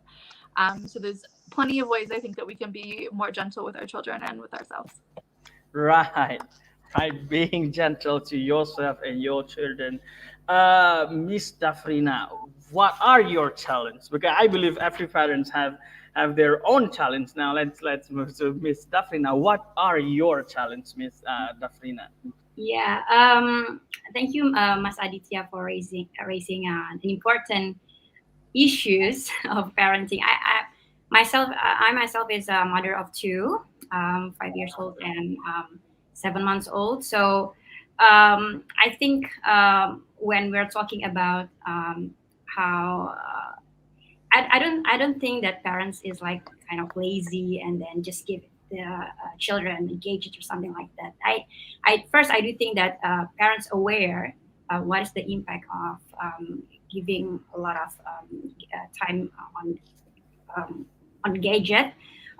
They can impact the language development and so forth. But most of the time, the challenge would be the resources and support, because when we met a lot of mothers in our program in Human Nutrition Center, so the mothers or the fathers gave the gadget because they have to do the household chores, and that they don't have any other persons to supervise their children. So they give the gadget itself to their children. So I think it comes down to the alternatives and resources provided to the parents. And speaking about parental burnout, I think that's also, I think every parents experience this, may experience this, but the most important thing is also, I would like also to add answer from Sydney, is that understanding that parenthood is a journey and it is okay, and we have to have the room for learning, so making mistakes, but the most important one is to improve and stay improvement. I think that's all, Mas Aditya. Right. Thank you, Ms. Dafrina. Now let's go to Ms. 𝗂𝗄𝗄. You again have a very special kids in your house. How would you manage that? I believe again and again, as Ms. Dafrina said before, every parents will have that parenting burnout, and how you overcome it, and how is your experience, please, Ms. 𝗂𝗄𝗄. Yeah, I think the most challenging part of being partners for your children, especially for your special needs children amidst the pandemic, is keeping their mental well-being. Many children's social, emotional, and mental well-being has been impacted by the pandemic, and the trauma that faced at this developmental stage can continue to affect them across their lifespan. As Miss Magiana said, their inner child might be wounded by this trauma. So, some of the challenges for special needs children face during the COVID-19 pandemic could be related to, for example, the first one is changes in their routine. Maybe some of you know that special needs children really needs their routines. For example, they have to go to school every day at the same time with the same routine. They have to wake up at the same hours every day, and then they have to wear the same uniform. So when the things are changing abruptly, they have to stay home in a lockdown, and they have to physically distance from extended family, from their friends. It's causing them stress. Also, the breaks in continuity of learning. For example, they have to stop attending their therapy. They have the technology access and connectivity issues in learning from Right. home. And this is for child with developmental delays. This could lead to limited access to occupational health services also. And Oh. this is really important, recognizing their emotional, mental challenges and helping to ensure their well-being so that the learning from home process can run smoothly. Right, right. Very, very important things to note as parents. Miss Sydney Conroy. Now, let me go to Miss 𝗂𝗄𝗄. Sorry, Miss Sydney. Let me go to Miss 𝗂𝗄𝗄. What are your experience, Miss 𝗂𝗄𝗄? Especially you are a PhD student, and I know how busy that is. Yes. How you manage to overcome that? This pandemic caused some problems in families, such as communication, technology addiction, and dealing with movement and social emotional needs of children. Especially, I'm in my PhD thesis, I will design a parenting program. First of all, I want to plan it on face-to-face, but after pandemic, I should revise it. It's changed my program, but I couldn't change it directly before analyzing the significant effect between face-to-face and online learning. So I designed two programs. The first one is face-to-face and the second one is online, and analyze the significant effect. Is there any effect between them? And there is no significant effect between online learning and face-to-face learning between my program. I work to build interaction between families, parents, mothers and fathers, and maternal gatekeeping is the theme of my topic. And I want to make fathers more involved in life of children. Then both mothers and fathers involved in that program. After there is no significant difference, I worked with parents as online learning, because a different way of parenting education and adult education is also online learning. So we turned the program as online. That changed my life as this. Maybe sometimes hybrid programs are also used in parental education programs. So in parental education context, we see some different types of parental education programs, and that also may contribute different parents who work busy hours or have difficulties to attend face-to-face. So it also make a positive impact on the context. Right. Very interesting answer. I believe it's really hard things to do though, to revise your PhD, but I hope everything is going well. Now let's move on to Ms. Magiana Ignacia. You interact with many locals, I do believe, in doing your promotions and advocations. Do you have any experiences or hearing somebody else's experiences on how challenging it is being a parent during the COVID-19 pandemic? Yes, of course, there's a lot of stories, and I just read some news before that Indonesia is one of the country with the highest number of fatherless role, because I can imagine that not just because of the research or the numbers from the research, but it comes from the story from my inner circle too, that sometimes the fathers think that they are already enough with just giving a security, financial security. They miss the point about the father figures, and sometimes they also forgot about their children's full name or their favorite color, and also their age or their birth date. And it is very sad to imagine that kind of things, but I could really imagine that, because actually I can say that my birth is not really expected, because my father really expect a son, and I was the third daughter. They really need, please become a son, but turns out it's me, Putri. And yes, hello. Hello.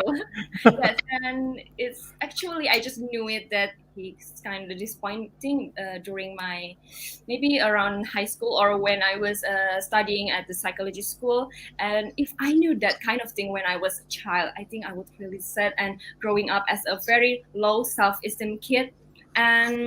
But I try to shift that mind, shift that negative experiences, and no matter how many times during my during my psychology school, we do a lot of paper talking about family and reflecting our family style. And I really sad remembering that time when I was really little, I got the caregiver 24/7 for me, because my parents, both of them is working. Also, my mom is a nurse, and my mom can teach my two sisters, but I taught by my caregiver, by my nanny, about reading and writing and also accounting. And it is I just remember it when I was doing my psychology school. Oh my God, I was really neglected during my childhood. But I tried to shift that, and now I gain my respect from both of my parents, and I do my passion. I do a lot of positive things, like right now running the competition for Putri Indonesia. I think my parents are really proud, and it's okay, you become a Putri, because of a son couldn't run through this kind of competition gracefully like a girl, And Right. it's very interesting.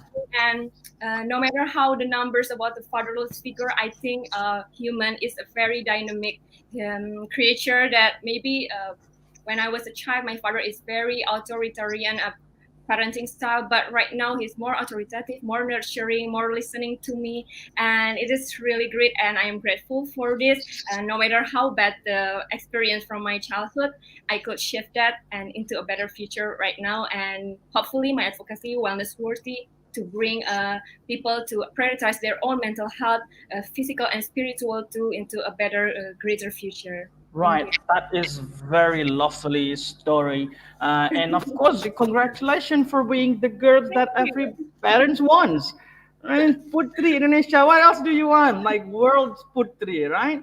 MashaAllah. Right. Thank you very much, everyone. It's been amazing. Accompanied by 5 amazing women.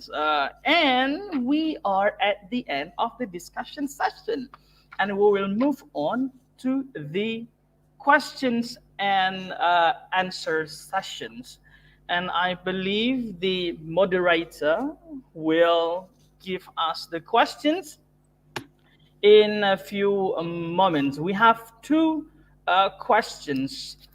Now, the first question from 𝗪𝗪𝗺, directed to Miss Magiana. Give your opinion about support for kids with helping attention and challenged kids on track during the pandemic.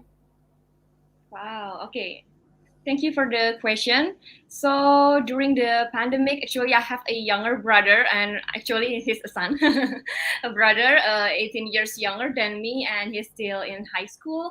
And of course, high school student, they have their laptop, their tablet, and their phone, 3 gadgets every day. And they're doing the online education too. And my parents are really involved for his role as a student.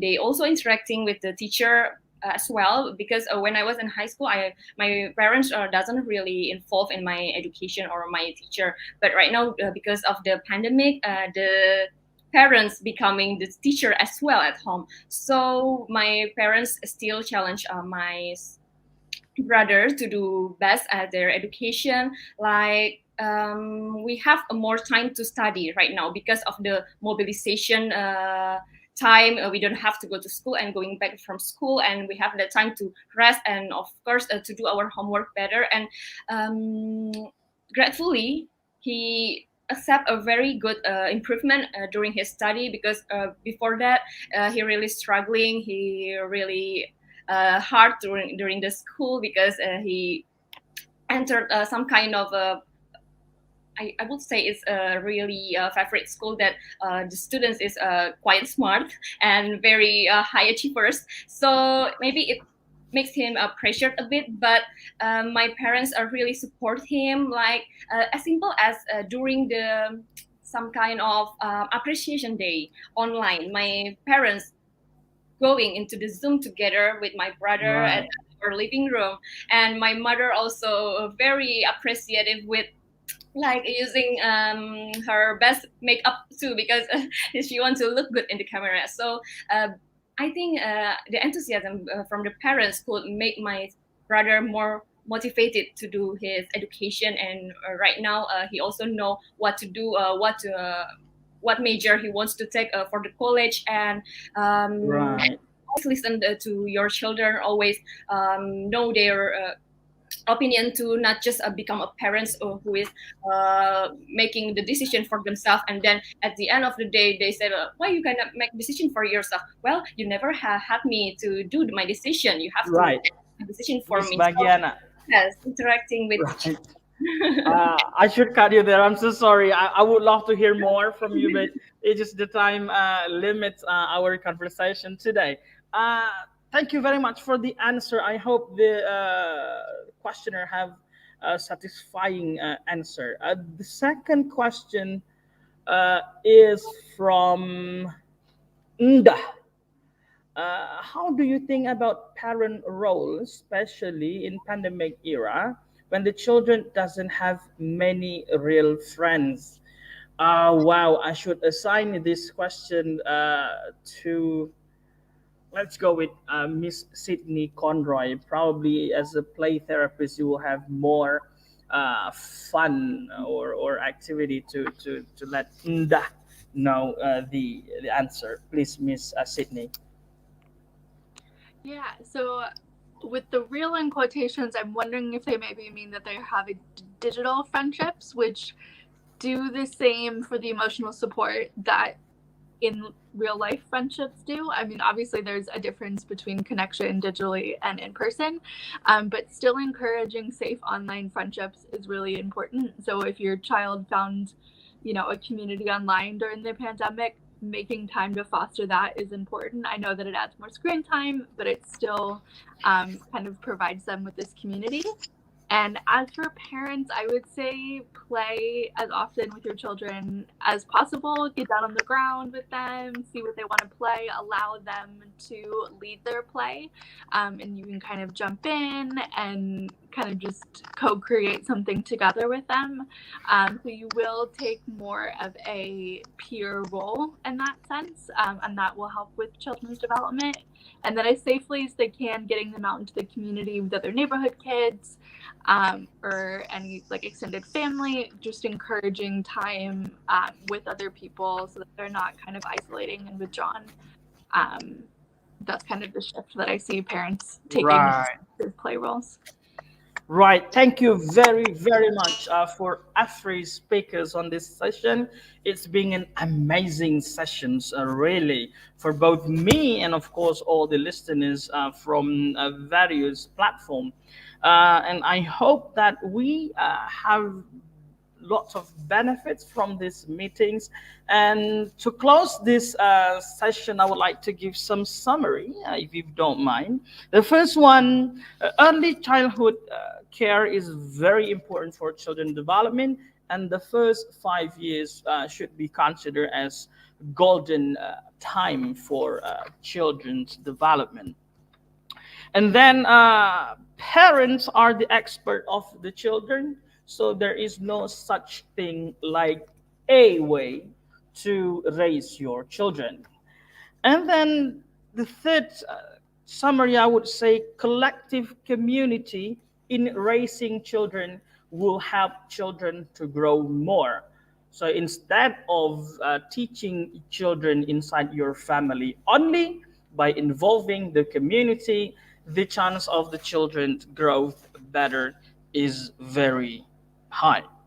And then COVID-19 impact family. Of course, it causes stress, and one of the best way to overcome the problem is by being gentle to yourself and being gentle to your kids, and also do lots of productive activity so that at the end of the day, you will have a refreshing day and gone with all the stress. Right, ladies and gentlemen, again and again, this is a very astonishing and amazing discussion. And I hope that everyone watching this session will get a lot of benefits. To all the speakers, we will have a photo session in a couple of moments. And I hope you put your best smile over there so that we can show the world how happy we are today. Yep. We will have the, should I count to 3, everybody? Right now, 1, 2, 3. Right, and one more time. Here we go. 1, 2, 3. All right. Thank you very much for all the speakers, the participants, and the partners of today's event. I am 𝗪𝗲𝗰𝗶 and close this session. Assalamualaikum warahmatullahi wabarakatuh.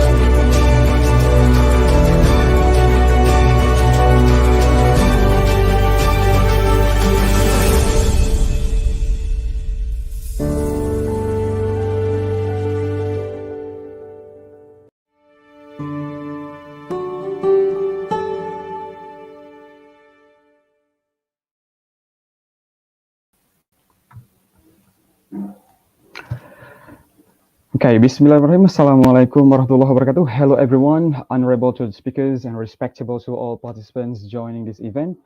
Hope everyone is healthy and in a very good condition today. And welcome to today's webinar from EdHeroes Forum, Australia, Indonesia Chapter, under the general theme, Thrive and Revive, from local to global perspective. And before we go further, to gain and elevate our knowledge through some amazing and astonishing speakers we have invited here, let me introduce myself. My name is 𝗖𝗹𝗶𝗺. I am the alumnus of Monash University, Melbourne, Australia. And at the moment, I am working as a lecturer in State Islamic University of 𝗬𝗺𝗵, Banda Aceh, Indonesia. And today we are going to raise a very important and extremely important issue. Yes, as we know that educators are the nation's game changers, and they are playing the critical roles in building, developing, and shaping the future generation. And they have the opportunity to mold students into lifelong learners, which will help them beyond success of life. All right. And the questions might be asked about that. Yeah. The first, how do we shape and develop students or our learners, especially when embracing diversity in communities? And also, how will the students learn about democracy and its practice at the school environment? And how to strengthen our communities by developing social activism, as we believe that children being and belong to the present, they are learning and being prepared through schooling, interactions, and media. Hence, we can to see this learning journey of digital natives and to understand better how to create an optimal environment to promote quality of education through the help of communities. And therefore, in this session, we will be talking about practicing democracy and strengthening social activism.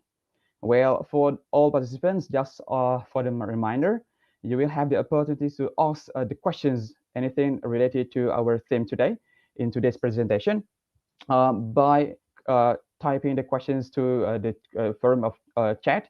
And then you may send your questions at any time during the presentation, and we will collect all of your questions and we will address them at the end of our presentation today. Well, let's see then. Yeah, I will try to invite our amazing speakers. Now, I would like to call and introduce one by one of them. The first is Mr. Junjun Muhammad Ramdhani. Mr. Junjun, yep, he is the PhD candidate of School of Education, University of New South Wales, Australia, and the Vice President of External of PPIA Australia. Welcome on board, Mr. Junjun. How are you doing today? Yeah, great. Okay, yes, alhamdulillah. Okay, and for the second speaker, we will have Ms. Emy Yuniarti Rusadi. She is the founder of 𝗍𝗶𝗆, yes, Asian Sustainable Environment Center, since 2011. Welcome, Ms. Emy. Hello. Is that okay? Hello, everyone. Okay? I just check my sound. Yeah. Okay, yeah. Is that hard? That's great. Yeah. Yes, absolutely. Yeah. Okay, good. Okay, thank you. And yeah, the next speaker is Ms. Erina S. Gudono. She is Putri Indonesia, Yogyakarta, 2022.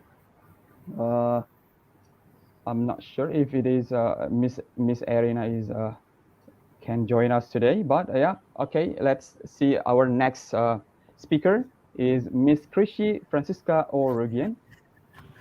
She's also Putri Indonesia from Banten in 2022. Okay, welcome, Miss 𝗪𝗕. Hello, everyone. Thank you. Yeah. How are you doing today? I'm good, and I'm excited to have the discussion today. Okay. Yes. All right, and our last speaker, yeah, Mr. Bayan Yazdani.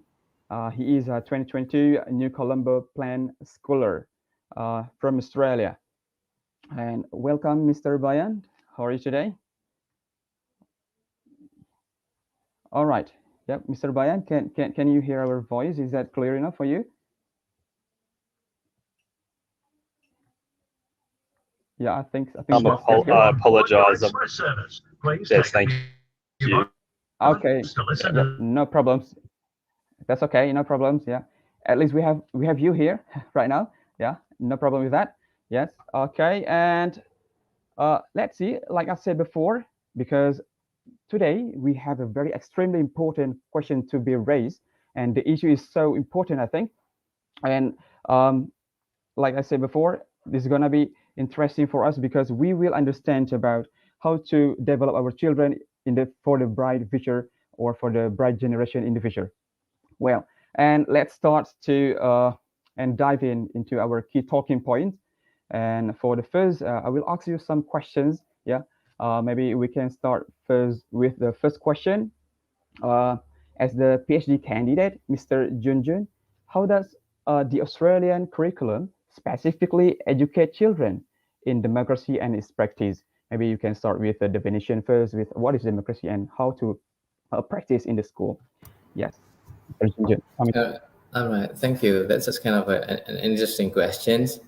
Actually, I'm not like my expertise is not like in the curriculum, but my research area is also closely related to this area. But what I would like to highlight here when we talked about the Australian curriculum and then how then educate like children in democracy. Simply when we talk about democracy, it's like how then we voice ourselves to the public.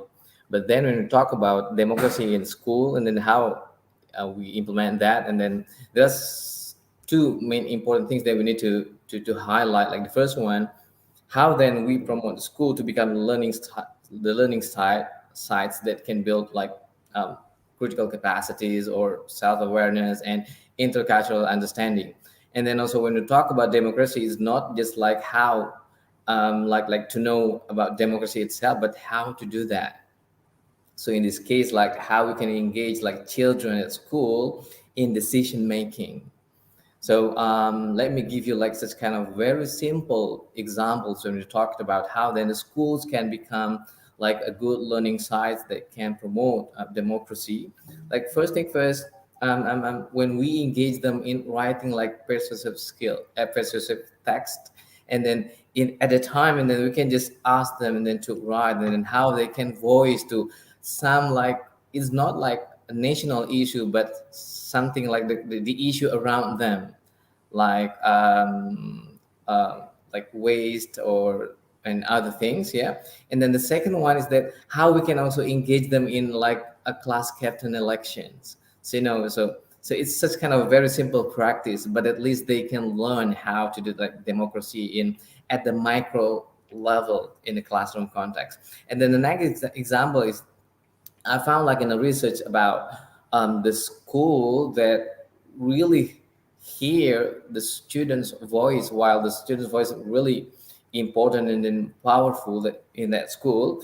So in this school, when they would like to promote like the new policy, and then each of the members at school are listened, even at the end of the discussion sections, and then there will be such kind of voting. And then students' votes are really also important. So in this case, we can see that the potential of democracy that is implemented in the school, even that there's no such kind. I found that in an article in the research that there's no like school principal, because there are only like the council consisting of parents and then the teachers, the selected teachers and then parents. And then those are organizing and then managing all things needed by the school. And then those kinds are such kind of a good examples on how the democracy and practices and in the school in Australian context. That's what I can say. Thank you. Wow, very amazing. You have provided us a very important key points, and yeah, maybe I can say something about it, about the promote school, and something about to raise the issue of students' voice also. That's also important. And I think maybe to raise these questions again, maybe not the same questions. What if about how to engage or how to do this democracy practice at school environment in a very concrete situation? Is maybe 𝗂𝗃𝗃𝗃, can you give us some explanations, or maybe you can give us some insightful information about it? How to create this democracy and practice into our school in a concrete way. Thank you. So first of all, my background is actually not from an educational background or a curriculum one, but I think from a perspective of someone who has experienced from elementary school, junior school, and high school. I think what Mr. Junjun has mentioned, we could start it from a micro environment, and it all starts with the classroom environment itself.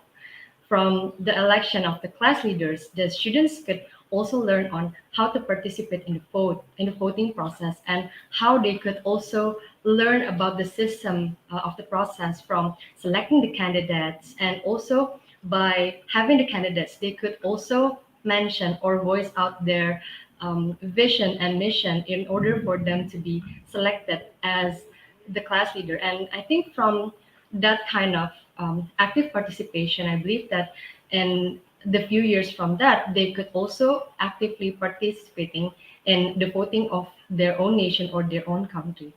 And other than that, I think in Indonesia, we also have in schools where we could, day by day, we could take turns in terms of small things like cleaning the classroom, and also by cleaning the table and also the chairs, like simple things like that. But it could also raise their own awareness and also their discipline, so that in the end, they could become an active citizen in their own society. All right, thank you very much. Yeah, some simple things maybe has a valuable impact. Yeah. Well, let's continue then. Yep. We're going to talk still about democracy and its practice, but let's see now from the past to the present. Yeah. How does the Australian curriculum specifically educate children in democracy and its practice? Maybe we can see right now from the past to the present. Maybe first, Mr. Bayan, can you give some information about it? Yeah, basically from the Australian context. Yeah. Is that sure, absolutely. Thank you. Thank you to EdHeroes for this wonderful opportunity. It's such an honor to be part of this highly distinguished panel. I'll start off by saying that I am not an educator in the traditional sense. I don't have a background in that area. However, I am an Australian who went to Indonesia through an educational initiative called the New Colombo Plan, where I spent 3 months in Bandung, West Java, and I've grown up my whole life in Australia in a city called Adelaide in South Australia. Now, with regards to your question about how, I suppose, democracy and democratic education is integrated in our curriculum, I can share from my anecdotal experience. The youngest age I sort of remember learning about these concepts, even though they're quite hard for us to grasp, was really around year 4, year 5. And it was in the context of a history class, and we learnt about, the Anzacs and the Australian participation in World War I. And as young students, we often struggle to understand why someone might fight for our country or what our values are, and what those values certainly mean in specific contexts. But I think it's curriculum that we're able to sort of see the bigger picture from a young age that perhaps in some other countries may not be the case. And just recently, over the past few days, we celebrated Anzac Day here in Australia and the sacrifices that our soldiers made for us. And we're often reminded of how precious our democracy is. And as Junjun was sharing, this notion of voting and having a say is really central to the Australian education system from a young age. So whether it's what sport we want to play or what music we want to do, often we have language education at schools where we can choose between different languages. We have a lot of choice and agency. And I think that's something that we take with us growing up as we become adults and we have the right to vote. And it's really instilled with us alongside that history or civics education, where we understand how we got to where we are in terms of having the right and in fact privilege to vote for who governs and leads us. And I think at a time where there's so much disinformation and propaganda, and we're seeing threats to democracy like we haven't seen before across the world, this concept and discourse around democratic education is more important than ever, particularly in our region, in Southeast Asia and in Oceania.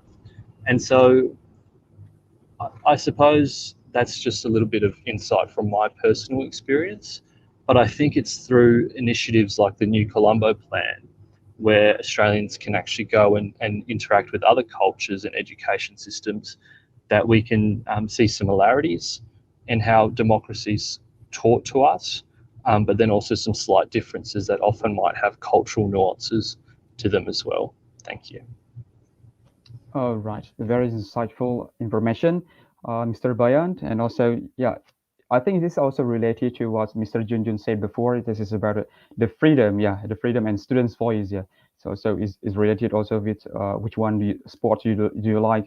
So students is given the choice, or students is they are freely choose, what kind to be, what you want to be in the future, right? All right, let's see. Let's move on to the next question. Now, let's see about how does society help the practice of democracy in the context of learning for students? How does society help the practice of democracy in the context of learning for students? In these questions, I will ask Ms. Amy. Ms. Amy, University Study. Time is yours. Thank you for the opportunity, and thank you for the EdHeroes Oceania for inviting me and for meeting you all guys, the expertise for this topic, and especially with some cross background we have. So I'm an engineer actually. My background is urban planning, and I have worked with my community ASEC since 2011. So it's almost like 11 years. We work together for society, especially for the youth segment and adults.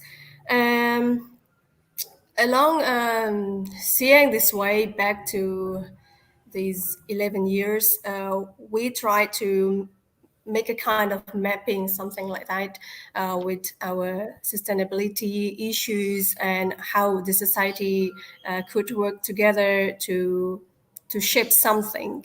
And that is proven, at least when before like 2015, for example, the UN Habitat have no youth forum, which is really focused on, for example, urban sustainability or environment sustainability, or even for the social sustainability. But later, the changing or the transition from the MDGs, the Millennium Development Goals, into SDGs or Sustainable Development Goals affects all over the world.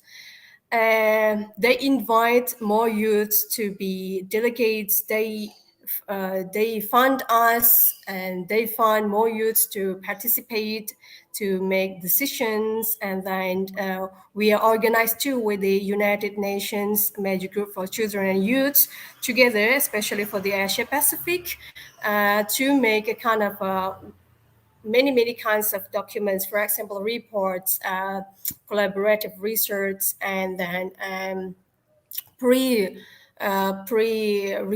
for the workshops or anything else, until we now understand that the SDGs has been accepted to the world too in 2015.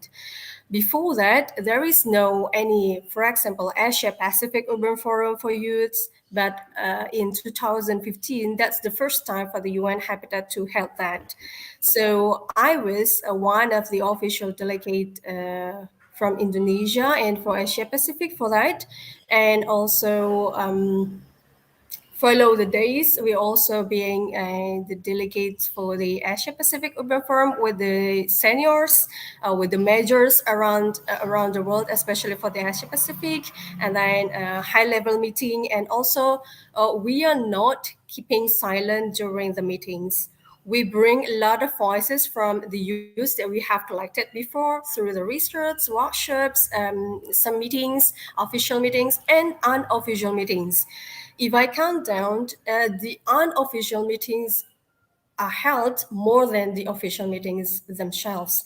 So it means what? The society works from the grassroots, and that connects to the what we call then as a bottom-up system, and that the voice then later heard.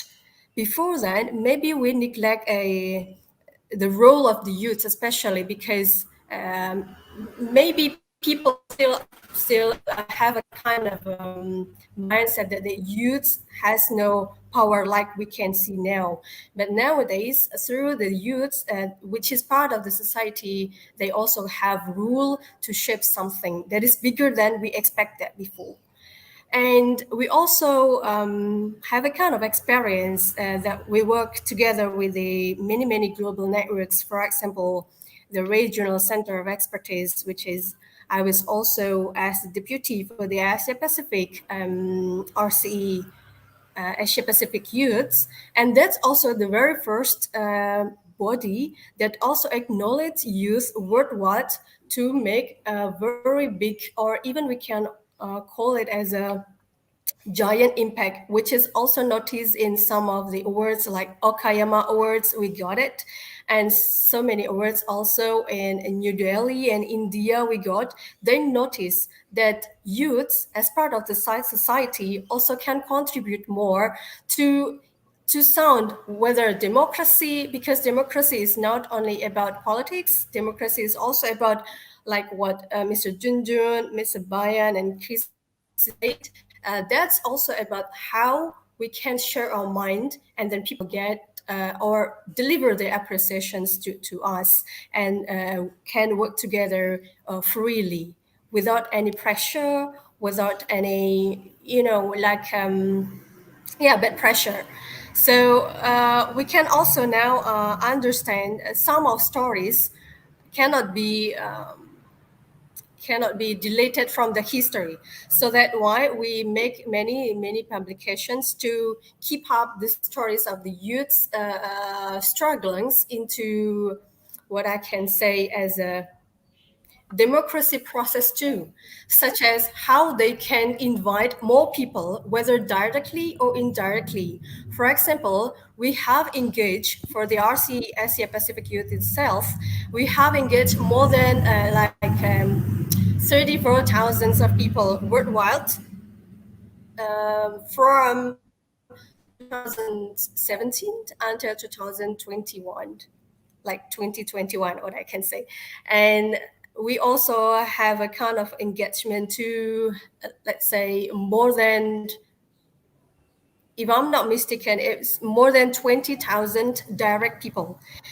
And it includes youths, seniors, adults, many backgrounds of people over there to, for example, from this very simple things in democracy, for example, when you have to speak up how to clean your environment, because in the recent years or in the previous years, maybe when youth speak up about let's go to clean up this kind of environment, then maybe seniors met at them and they give up. Now, it's not time for youth to give up because we can shape democracy with our very simple thing. And as we call it also, we have a kind of a collective or a massive power to shape something. I think that's from me. Okay, thank you very much. Very interesting. I catch a point here, Ms. Amy, also because you are the founder of and you are the CEO of ASEC. So based on your background and based on your organization, so you can do something or you can do the democracy practice into year round. But what if some general people or common people, they don't have any organization, they don't join anything? Can they do anything about how to practice a democracy? For the context is for the learning students. Yes, of course. On some many cases, they are indirectly being like watchers, critics, or even being a kind of silent writers. We cannot neglect them. And that's the function of organization, communities, or even schools, to invite them, to meet them informally. Normally, informally, in the very first movement, we have to go. Because what? Because human needs a kind of social touch before we move, before we shape something. Mostly, according to our research, according to our experience, they can go to the right place if they know the right tools or the right communities they want to go. But in the practice, sometimes they have a kind of idea, but they don't have any organizations. They just use many social media, and sometimes they just end up with some of bad critics with no any follow-ups. So we try to engage them. Otherwise, we can also educate through our own self. For example, by my social media, also engage some people to do or be wise in using social media. Use it for a good movement.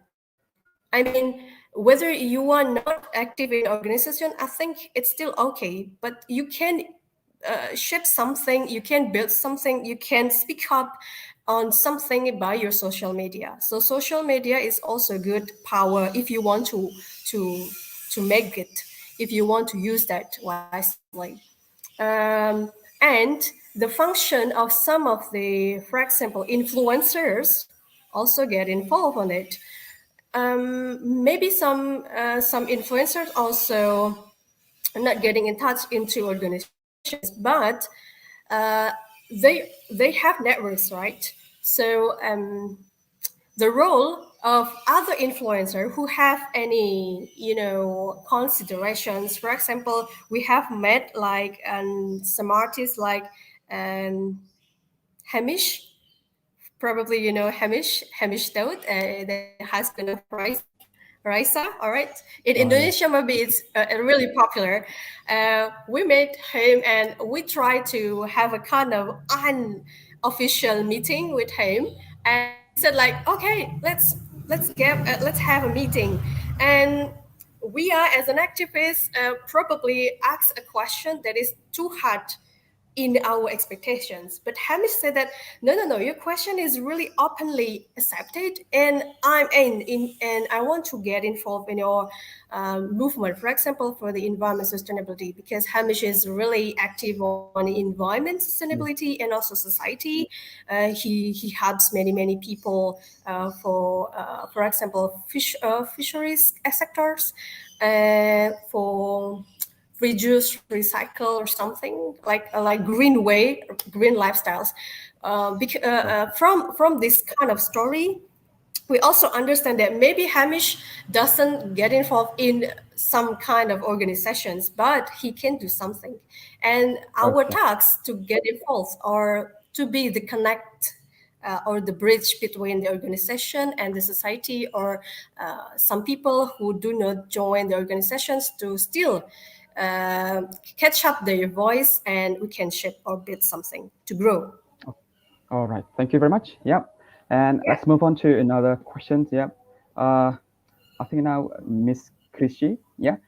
As Putri Indonesia, how do you you are a society also. Yeah. How do you practice democracy in that context? Can you share us something about it? I think being the finalist of Putri Indonesia, being a part of this group of amazing women, we're 45 finalists that consist from 34 provinces of Indonesia. We're actually the practice of democracy itself. Whereas we have, in the past half an hour, we've discussed that democracy is also in regards to how we express ourselves and how we raise the issues that we took concerns about. And what we have here in Putri Indonesia, each finalist have their own advocacy, and each of us have our own message to the world. And even each of us has become a founder of social communities, and it ranges from different fields, be it environmental field, social field, or even as what my background is in science. So in the STEM or science, technology, engineering, and mathematics fields. And what we could see from this is also the active participation of these young women to represent their own provinces. And what is also interesting is that by the platform given by the Putri Indonesia, we could escalate this and we could also raise these issues directly to the government, where we could be given the opportunity to meet our governor or even vice governor, or even to the Department of Tourism and Education, and all related departments that is aligned with what our issues or what our concerns about. So actually with this moment, I would like to also thank Yayasan Putri Indonesia and also EdHeroes for giving me the platform to voice this out as well. And yes, I'm also proud to be part of Putri Indonesia because we're actually practicing what democracy is about and how we practice it, and also correlates to the social activism activities where we are given the chance to contribute to our society and to enlarge our own platforms. I think that's all for me. Okay, yes, thank you very much. Yeah, you have been practicing that actually, yeah, in the real situation and in real life. Well, and I think it is raining in your place, yeah, because the thunder is so big. Yeah, but, but I do hope that doesn't disturb our conversation. Thank Yeah, you yeah, for your inshallah. Yeah, consideration. yeah. And yeah, let's move on and dive into another context and another questions. I think this is also very important because through democracy practice, we can now learn how the civic and being a good citizenship. And I think we can start it from the definition first. How about what is civic and what is citizenship, and from what age do students start to learn about civic and citizenship? Which one is better? Yeah, and we can start it with Mr. Junjun. Yeah, can you give some insightful information about it? Yeah, thank you. Thomas. Yeah, thank you. So this is like a bit a challenging question. It's not like an easy thing to answer. But I would like I will not answer try to define like what civic and citizenship is. But what I would like to highlight here is about talking about age. And so from what age do students start to learn civic and citizenship? But when you said what about what is civic and citizenship itself, it's about collaborative.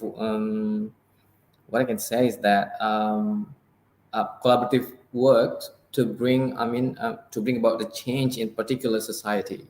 So that what I can say simply about that, although I think that it can be like there will be such kind of a various definition on it. But then again, we also need to reflect on something when we talked about that, is that when we talked about civic and citizen, sorry, I think I misunderstood that. Yeah. When we talk about age, I think it really depends on ecological system, because we live in different socio-ecological systems. Like there are three things that we need to consider when we talked about from what age do students need to learn civic and citizenship. So the first one, we talk about micro level. So it means we talked about political and also cultural values that influenced toward such kind of this. So maybe the government can start, like in Australia, we can refer to Australian Curriculum Assessment and Reporting Authority, and then they start to promote children to learn this kind of things in year 3 up to 4, and then so on and so forth. But then that's based on the national agenda. So now let's move down, and then let's move to meso system. It's about school environment at the school level. So although the government can promote this, do the schools also accept what the government proposed? It can be yes, it can be not. Really depends on whether it's a private schools or it's a government school. So because each school sometimes has like different policy, and then school even that like has like different community members there that might influence this decision making. So, and then move to the next level, to the micro one at the classroom context. So here, so we have like a teacher with different educational background, we have students as well from different socioeconomic backgrounds as well. And then all these factors influence. So even that the family also influence, why then my kids need to learn this? Maybe school can also promote this is important to learn, but family can say that it's not even important. So here we can just we need to create like a synergy from top to the bottom, or from bottom. It can be like a top down or bottom up. Yeah. So we need to do like mix, and then to see the synergy, because it's not that an easy thing. Maybe the policymaker, they can say that this is the ideal age with particular measurements, but the qualitative researchers may have such kind of different arguments, because there are different also factors influence. So those what I can say. So it really depends on which part that we need to start from. Do we need to start from the microsystem level, like from the school, from the class systems, and then the family, or even we can also start from the micro level, from the government. So it really depends. So it depends on those levels, I think. Thank you. Yep. Okay. Thank you. Yeah. It was macro and micro. Yeah. Okay. Your speaking really looks like a lecturer from a PhD students. Yeah. That's so. Yeah. It's good to hear that, actually. Yeah, because we really want to take a PhD maybe also. Yeah. And yeah, maybe for further questions, Mr. Junjun, do you think any difference between Indonesian curriculum and Australian curriculum when we try to compare it? Sure. Especially about the attitude of students. For example, in Australia, maybe the children, they really want to focus on how the children should cue, or how students to be a very good attitude or a good behavior. Yeah. Or and we are in Indonesia, we try to focus on math. We try to focus on even in the book like 𝗬𝗪 something, right? Like that. Is there any different? When you compare? Yeah. Although my expertise is not in curriculum, but I have engaged like more than 5 years teacher professional development in Indonesia. So I just like made like a roadshow with my guru from one university to some other universities, and then we try to develop. Like providing more professional development programs there. But of course, there's such kind of different things there. Sometimes I don't say that in Indonesia, like when this is kind of the change of the Minister of Education, and the curriculum also changes. So that's such kind of sometimes that this is what the government want. But do you think that the agenda is also in line with what the grassroots wants? So we never know until we make like a synergy here. And then another thing is that I should highlight is about the values that we adopt. So here in Australia, maybe they can just promote like a freedom of speech and then so many things, because maybe it's also related to their cultural values. But in Indonesia, like me as a Sundanese, I don't know maybe when you were born, but when I was born, what I need to do is, as a sign, is that I need to obey to my parents. When my parents say this, then I need to follow this. But when we try to promote like democracy, it can be like accepted, maybe yes, but it can't be not. It really depends on when you're born, and then what are the cultural values that we adopt, because Indonesia is multicultural. In Sudanese it can be like this, in Japanese, and even in Madura, and then in some different regions. So each has different cultural values. And then about the curriculum in itself is that in the past, so it focused more on teacher centered, although now they try to move to like student centered. But sometimes there's such kind of misunderstanding here. Sometimes the teachers just give an assignment to students without scaffold them how to do that. And then the question is that how students can do some particular assignments when they are not guided at the beginning. So I think there's always a mismatch between between policymaking and then the grassroots. Yeah, can I cut with that? Yeah, maybe like what we have already experienced right now. This is not learning online, but assignment online. Yeah. That's what happened to students right now. Yeah, university students, they feel like so many assignments, so many homework. Yeah, so much homework. It's not student centered actually. Students are given like a task to present something, and then teachers just silence and then listen to them. And no, it's not student centered. No. Yeah. That's student focused, maybe not student centered. Yeah. Okay. Thank you very much, Mr. Junjun. That's a very insightful information. Yeah. And let's move on to another topic. Yeah, this is gonna be really related to Miss Amy actually. Yeah, and also 𝗂𝗧. Yeah. Both of them are from social activism. Yeah, they are both of them are activists. Yeah, and what does it mean to be a social activism? What does it mean by social activism? Maybe Ms. Amy, can you add something about it? Okay, what a challenging question, and also a challenging answer to do. Honestly, you have to give not only a half life of yours, but it's like whole life of yours to society. It means that probably you will forget when you get married. That's what I also do and experience with it. That's a kind of joke, but that's literally some facts happening as a social activist. I mean, we have some risks. You know, when you speak up, hey, could you please make up a kind of make up the cities here.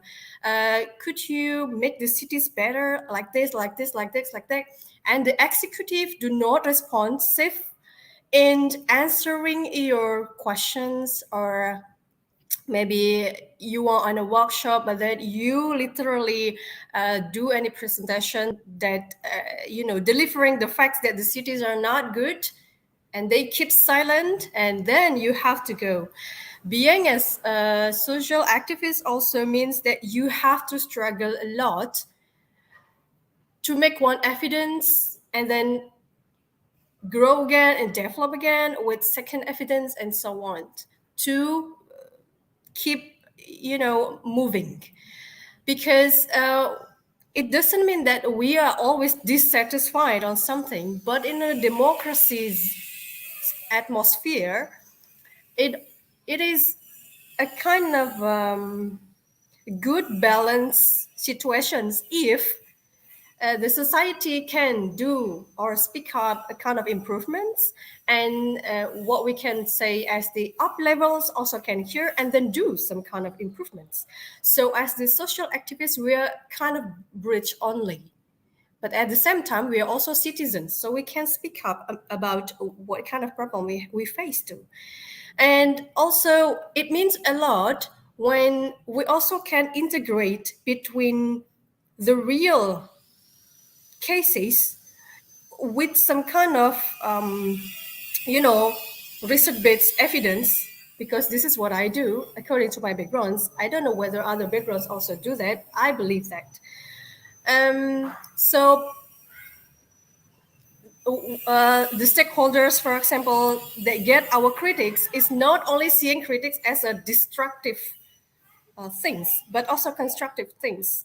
This is what happens when we are having a kind of project in India, because our context in Asia Pacific and especially for the Oceania, we cannot talk only from Indonesia side or Australia side, I believe, but we also have to maintain our mind to think about what happened in India, what happened in Fiji, for example, in Maldives, for example.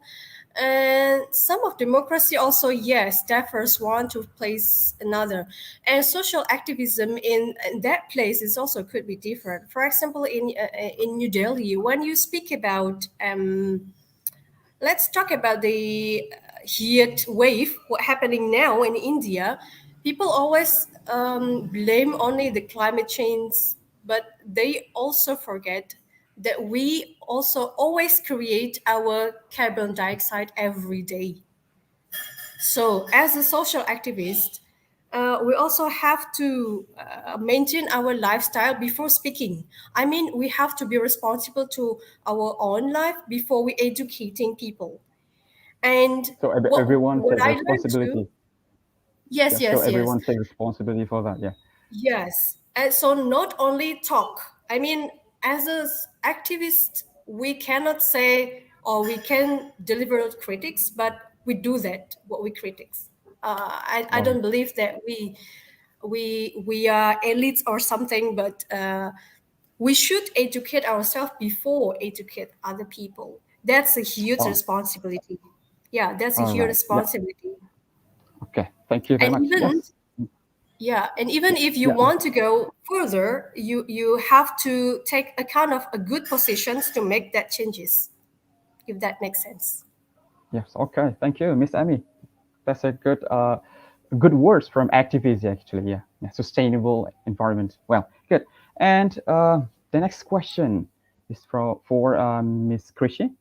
Yeah, do you think, we try to compare now, do you think that our schools right now, we try to focus more on academic achievement or involvement in non-academic activities? Based on your experience before as a student, and maybe you have joined some organizations, and then maybe some of the students, they don't really get a very good GPA, but they are really active outside on that. But some students, they try to do both. Is that possible? Yeah. What do you think, Ms. 𝗂𝗃?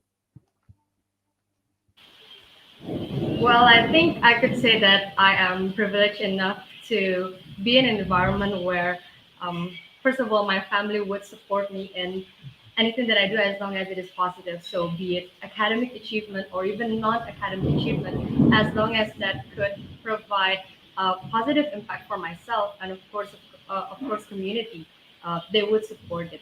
And I think that's also have been quite an issue, So whether it is to choose a high GPA but low on maybe social activities, or you have this tons of comedy experience or organization experience, but maybe your GPA is just moderate. I think it all comes back to the person itself. I cannot say which one is better, because I think each of us know our ability personally, and it is only us who know which way we want to go. And in regards to social activism itself, we must know what kind of issue about. So if we're concerned about climate change issues, then we could join environmental organizations. So if we are passionate, for example, with children, then we could join maybe educational organization or those who pay attention to marginalized communities. So I think when it comes to which one to choose, I think in the end we must balance it all. If we could balance our academic achievement and non-academic achievement, and as long as it could provide a sense of positivity to ourselves, to our family, and of course to the environment, then I think we could just go for it.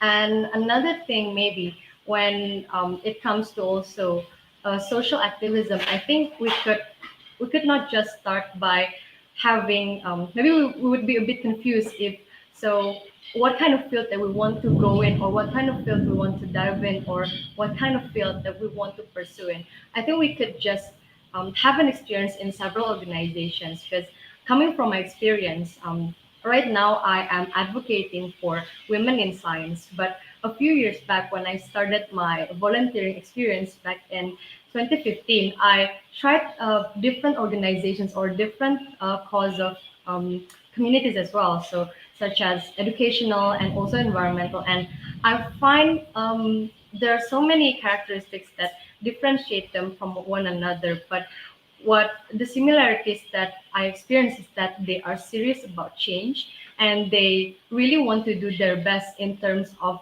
advocating what their purpose and what is the goal and the vision and the mission of the organization they're in.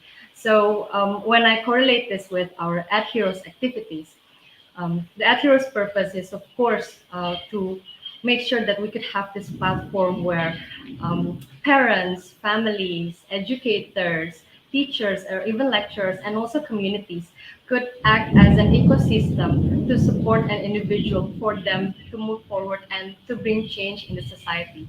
So I think what we can do as a society itself is to support whether it is our siblings or parents here who have children or families, so that they could ensure that they could reach their best potentials.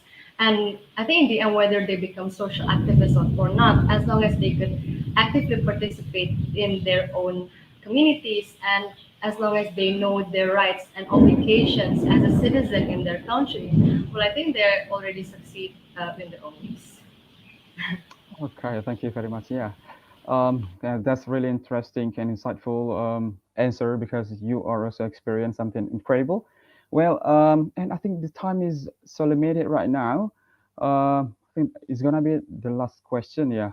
I think Mr. Junjun, can you give a yeah, or okay, sorry, because we have the Q&A session right now. Yeah, the questions I think this pop up to our screen. What is your perspective or experience regarding encouraging children to practice democracy, especially in the field of education? This is the questions. I think this is related to Ms. Erina, because Ms. Erina cannot join, and also Mr. Bayan also has the crash. I don't know, maybe the internet is not really good access. Yeah, so he cannot join us anymore. And they say hello. He said hello to everyone, to the speakers also, and to all participants. Well, and the questions, maybe we can show the video from Ms. Erina to answer those kind of questions. Okay. Hi, I hope you are doing well. Thank you so much for inviting me to this event. It really is such a huge honor for me to be here with all of you and other great speakers. Maybe not all of you know me yet, so let me introduce myself. My name is Erina Gudono. You can call me Erina. I'm a finalist of Putri Indonesia representing Yogyakarta City. I'm a master's degree candidate at Columbia University, major public administrations, and for the past 8 years, I have been involved in social works highly correlated with advocating equal education for underprivileged children and sex violence survivors living in marginal community in the town where I grew up, in Yogyakarta, and assist them to get legal identity so that they can access their basic rights. So, speaking about democracy, for me, I think it means one thing, which is everyone has the equal rights to speak their minds, to stand for themselves, to live equally in the society without being discriminated because of their backgrounds, their values, their point of view, their culture, or their economic level. So the urgency of democracy needs to be spoken since children are in early stage of life. And why it is important? Because democracy is the basic needs of human, which is to be seen, to speak, and accepted equally. But a lot of external factors has hindered this fact. One of the way, I think, to create a better generations in advocating democracy is through education. So education plays a huge role for students or children's perspective in seeing and practicing democracy. Of course, we are not talking just about formal educations at school, but also other forms of educations, right? And then we also have to understand that sadly not everyone has a free and equal rights when it comes to democracy, especially when we're born in underprivileged situations in terms of economic and socially. Taking a little bit step backwards, in the case of city where I grew up, Yogyakarta, Yogyakarta has highest Gini index and economic gaps in Indonesia, with women and children in poverty being the most impacted group, highly vulnerable to be discriminated in the society, and their rights of democracy is being torn away. Based on the latest data that I have, at least 1,000 children and women in Yogyakarta dropped out of school every year due to systemic poverty. That is such a sad fact because it is not their choices. And the discriminations keep getting worse and worse with the stigma and label given to them. And other cases that I found a lot is babies born without equal rights because of their status. So the first time I was involved in my social community was in 2014 as vice president in one of the community concerning in underprivileged children's educations. In the fields, I found there are many cases of babies born without access to get legal identity in Indonesia. So in Indonesia, we have NIK or Nomor Induk Kependudukan, in which we gain from legal status of parents or clear status of parents. So these babies might not have the same opportunity to have legal identities because they are the children of rape victims or maybe teenager parents that do not have like clear jobs, works, which cannot sustain their babies financially, or other miserable cases, and the number of these cases keeps growing and growing. So these babies born without knowing anything but their rights as citizens to access health care, to have formal educations, at the very least, is ripped away. So this means that they might not never be able to attend formal schools, have legal marriage, or having legal certificate of educations if no one takes a stance to help them. So what I did with my community is we try to provide assistance so that these children have legal standings as citizens of Indonesia. That is the most basic thing that they need to have first. Of course, it takes a lot of years of times and efforts, a lot of tough bureaucracy. Hence, they need a close assistance because it really is easy for them to give up due to lack of hands to help. After that, me and my social community understand that in the meantime, formal educations may not be for everyone. But that does not mean that we cannot learn from other sources. So that is why we create informal alternative educations. We build classes, we recruit hundreds of volunteers to teach, we collaborate with government and private sectors and other local community in town, so that in order to help these children or to have like a better opportunity to learn even though they do not attend formal schools. Then we went to think, how can society help? How can you help? I think the first and foremost is by erasing the stigma toward underprivileged and marginal community and not seeing them as not part of the society. We have to see them as equal as us. By erasing the stigma and see them as equal human beings that have the same rights in the democracy, we already solved the big part of the issue. We also need to do communal actions to help them, such as first reach out to local community in town concerning in this matter, because everyone has the same power to change the stigma, to erase the bad label given to them. And I think it is very important to educate our environment that democracy is highly urgent for everyone. No matter who they are, it is the essence of human being living in society. So if we are in the positions of having power to speak our minds and having no difficulties accessing basic rights, we also have to help others which might not have the same privilege as us. I think this is also where social activism matters. We have to understand that people power plays a huge impact. The more people could help, the bigger impact that we might create. Through social activism, we will encourage people to be more aware of their surroundings, that we don't just live by ourselves, but there are many, many other that we can help. This is not just a quote. I have seen for years through my social works. If you would like to check on Instagram at textbook or at 𝗪𝗵𝗵𝗺 and at _marginal, I have seen what a real actions could change the game, could change someone's fate, and starting from small actions to bigger actions and lead to huge impact.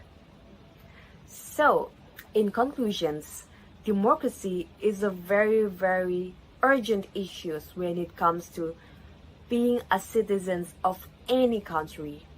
It is the most basic thing and essence of human being. But many factors could turn away our rights in democracy.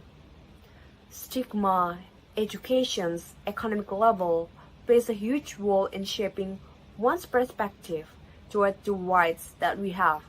So that is why we have to help each other that might not have the same privilege as us, with the spirit of humans should live equally. Democracy should be for everyone. So I think that is all from me. I am Erina Gudono, very honored and pleased to meet all of you. And thank you so much for the moderator for guiding this event. And I hope I can see you next time. See you. Okay, thank you very much, Ms. Erina. Yep, for some insightful information that she has given us. And now is our last session. Yep.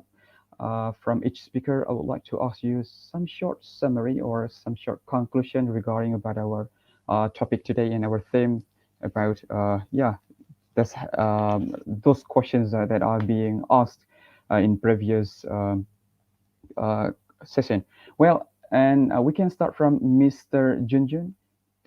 Please say something about when we talked about democracy and then something that we discussed right now, and what I would like to highlight as a teacher educator right now is that, and then how we can position teacher as facilitators, not looking at from hierarchical order, but we need to become more collaborator and then facilitators, and then try to listen to students' voices, because they are also key developing practitioners in our class. Because when we listen their voice, then we can create like more harmonious situations, and it can also improve the quality of classroom life. That's what I can say.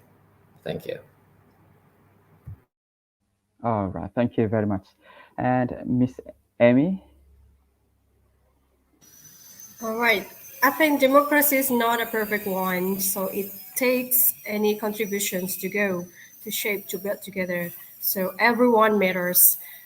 Never think your age, never think your status, never think your background.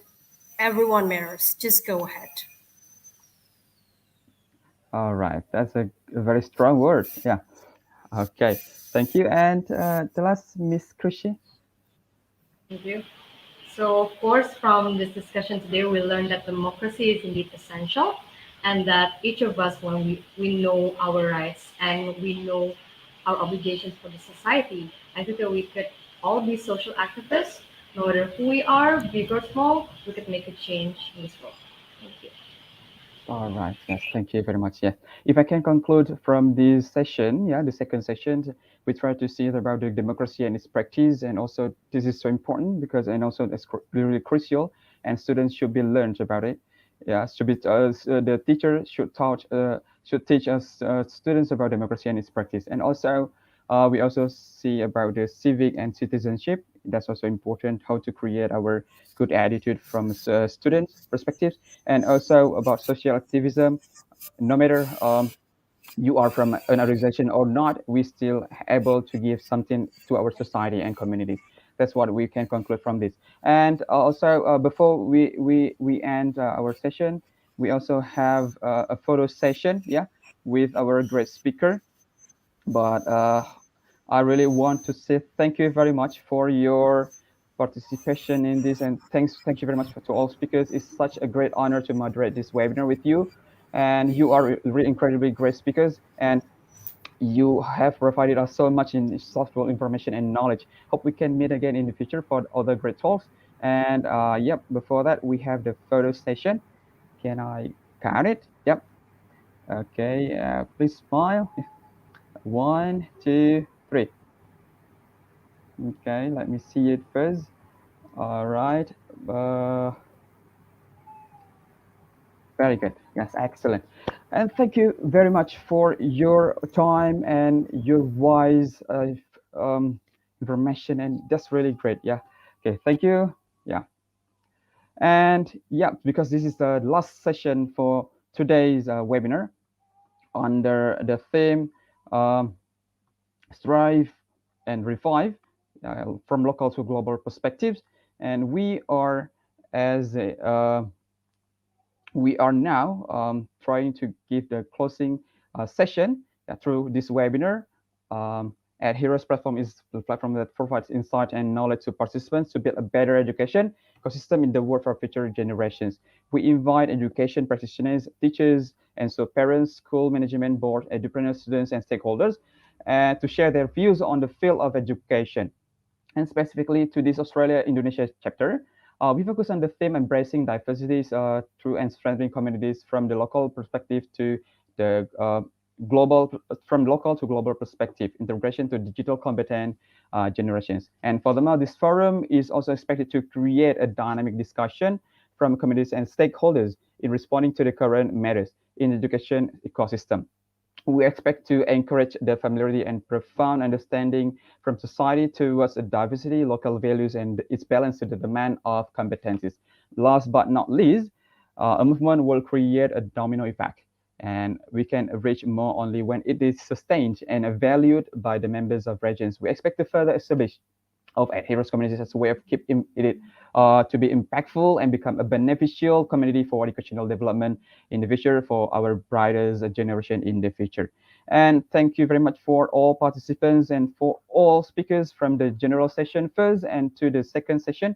This event is also supported by ID Next Leader, Mata Garuda LPDP Award di Aceh, Overseas Indonesia Students Association Alliance OISA in Asia Oceania regions. And on behalf of EdHeroes Forum Australia Indonesia Chapter, thank you for joining us today and have a great rest of your day. Thank you to the committees and good luck for everyone. See you on the top. Thank you very much. Wassalamualaikum warahmatullahi wabarakatuh.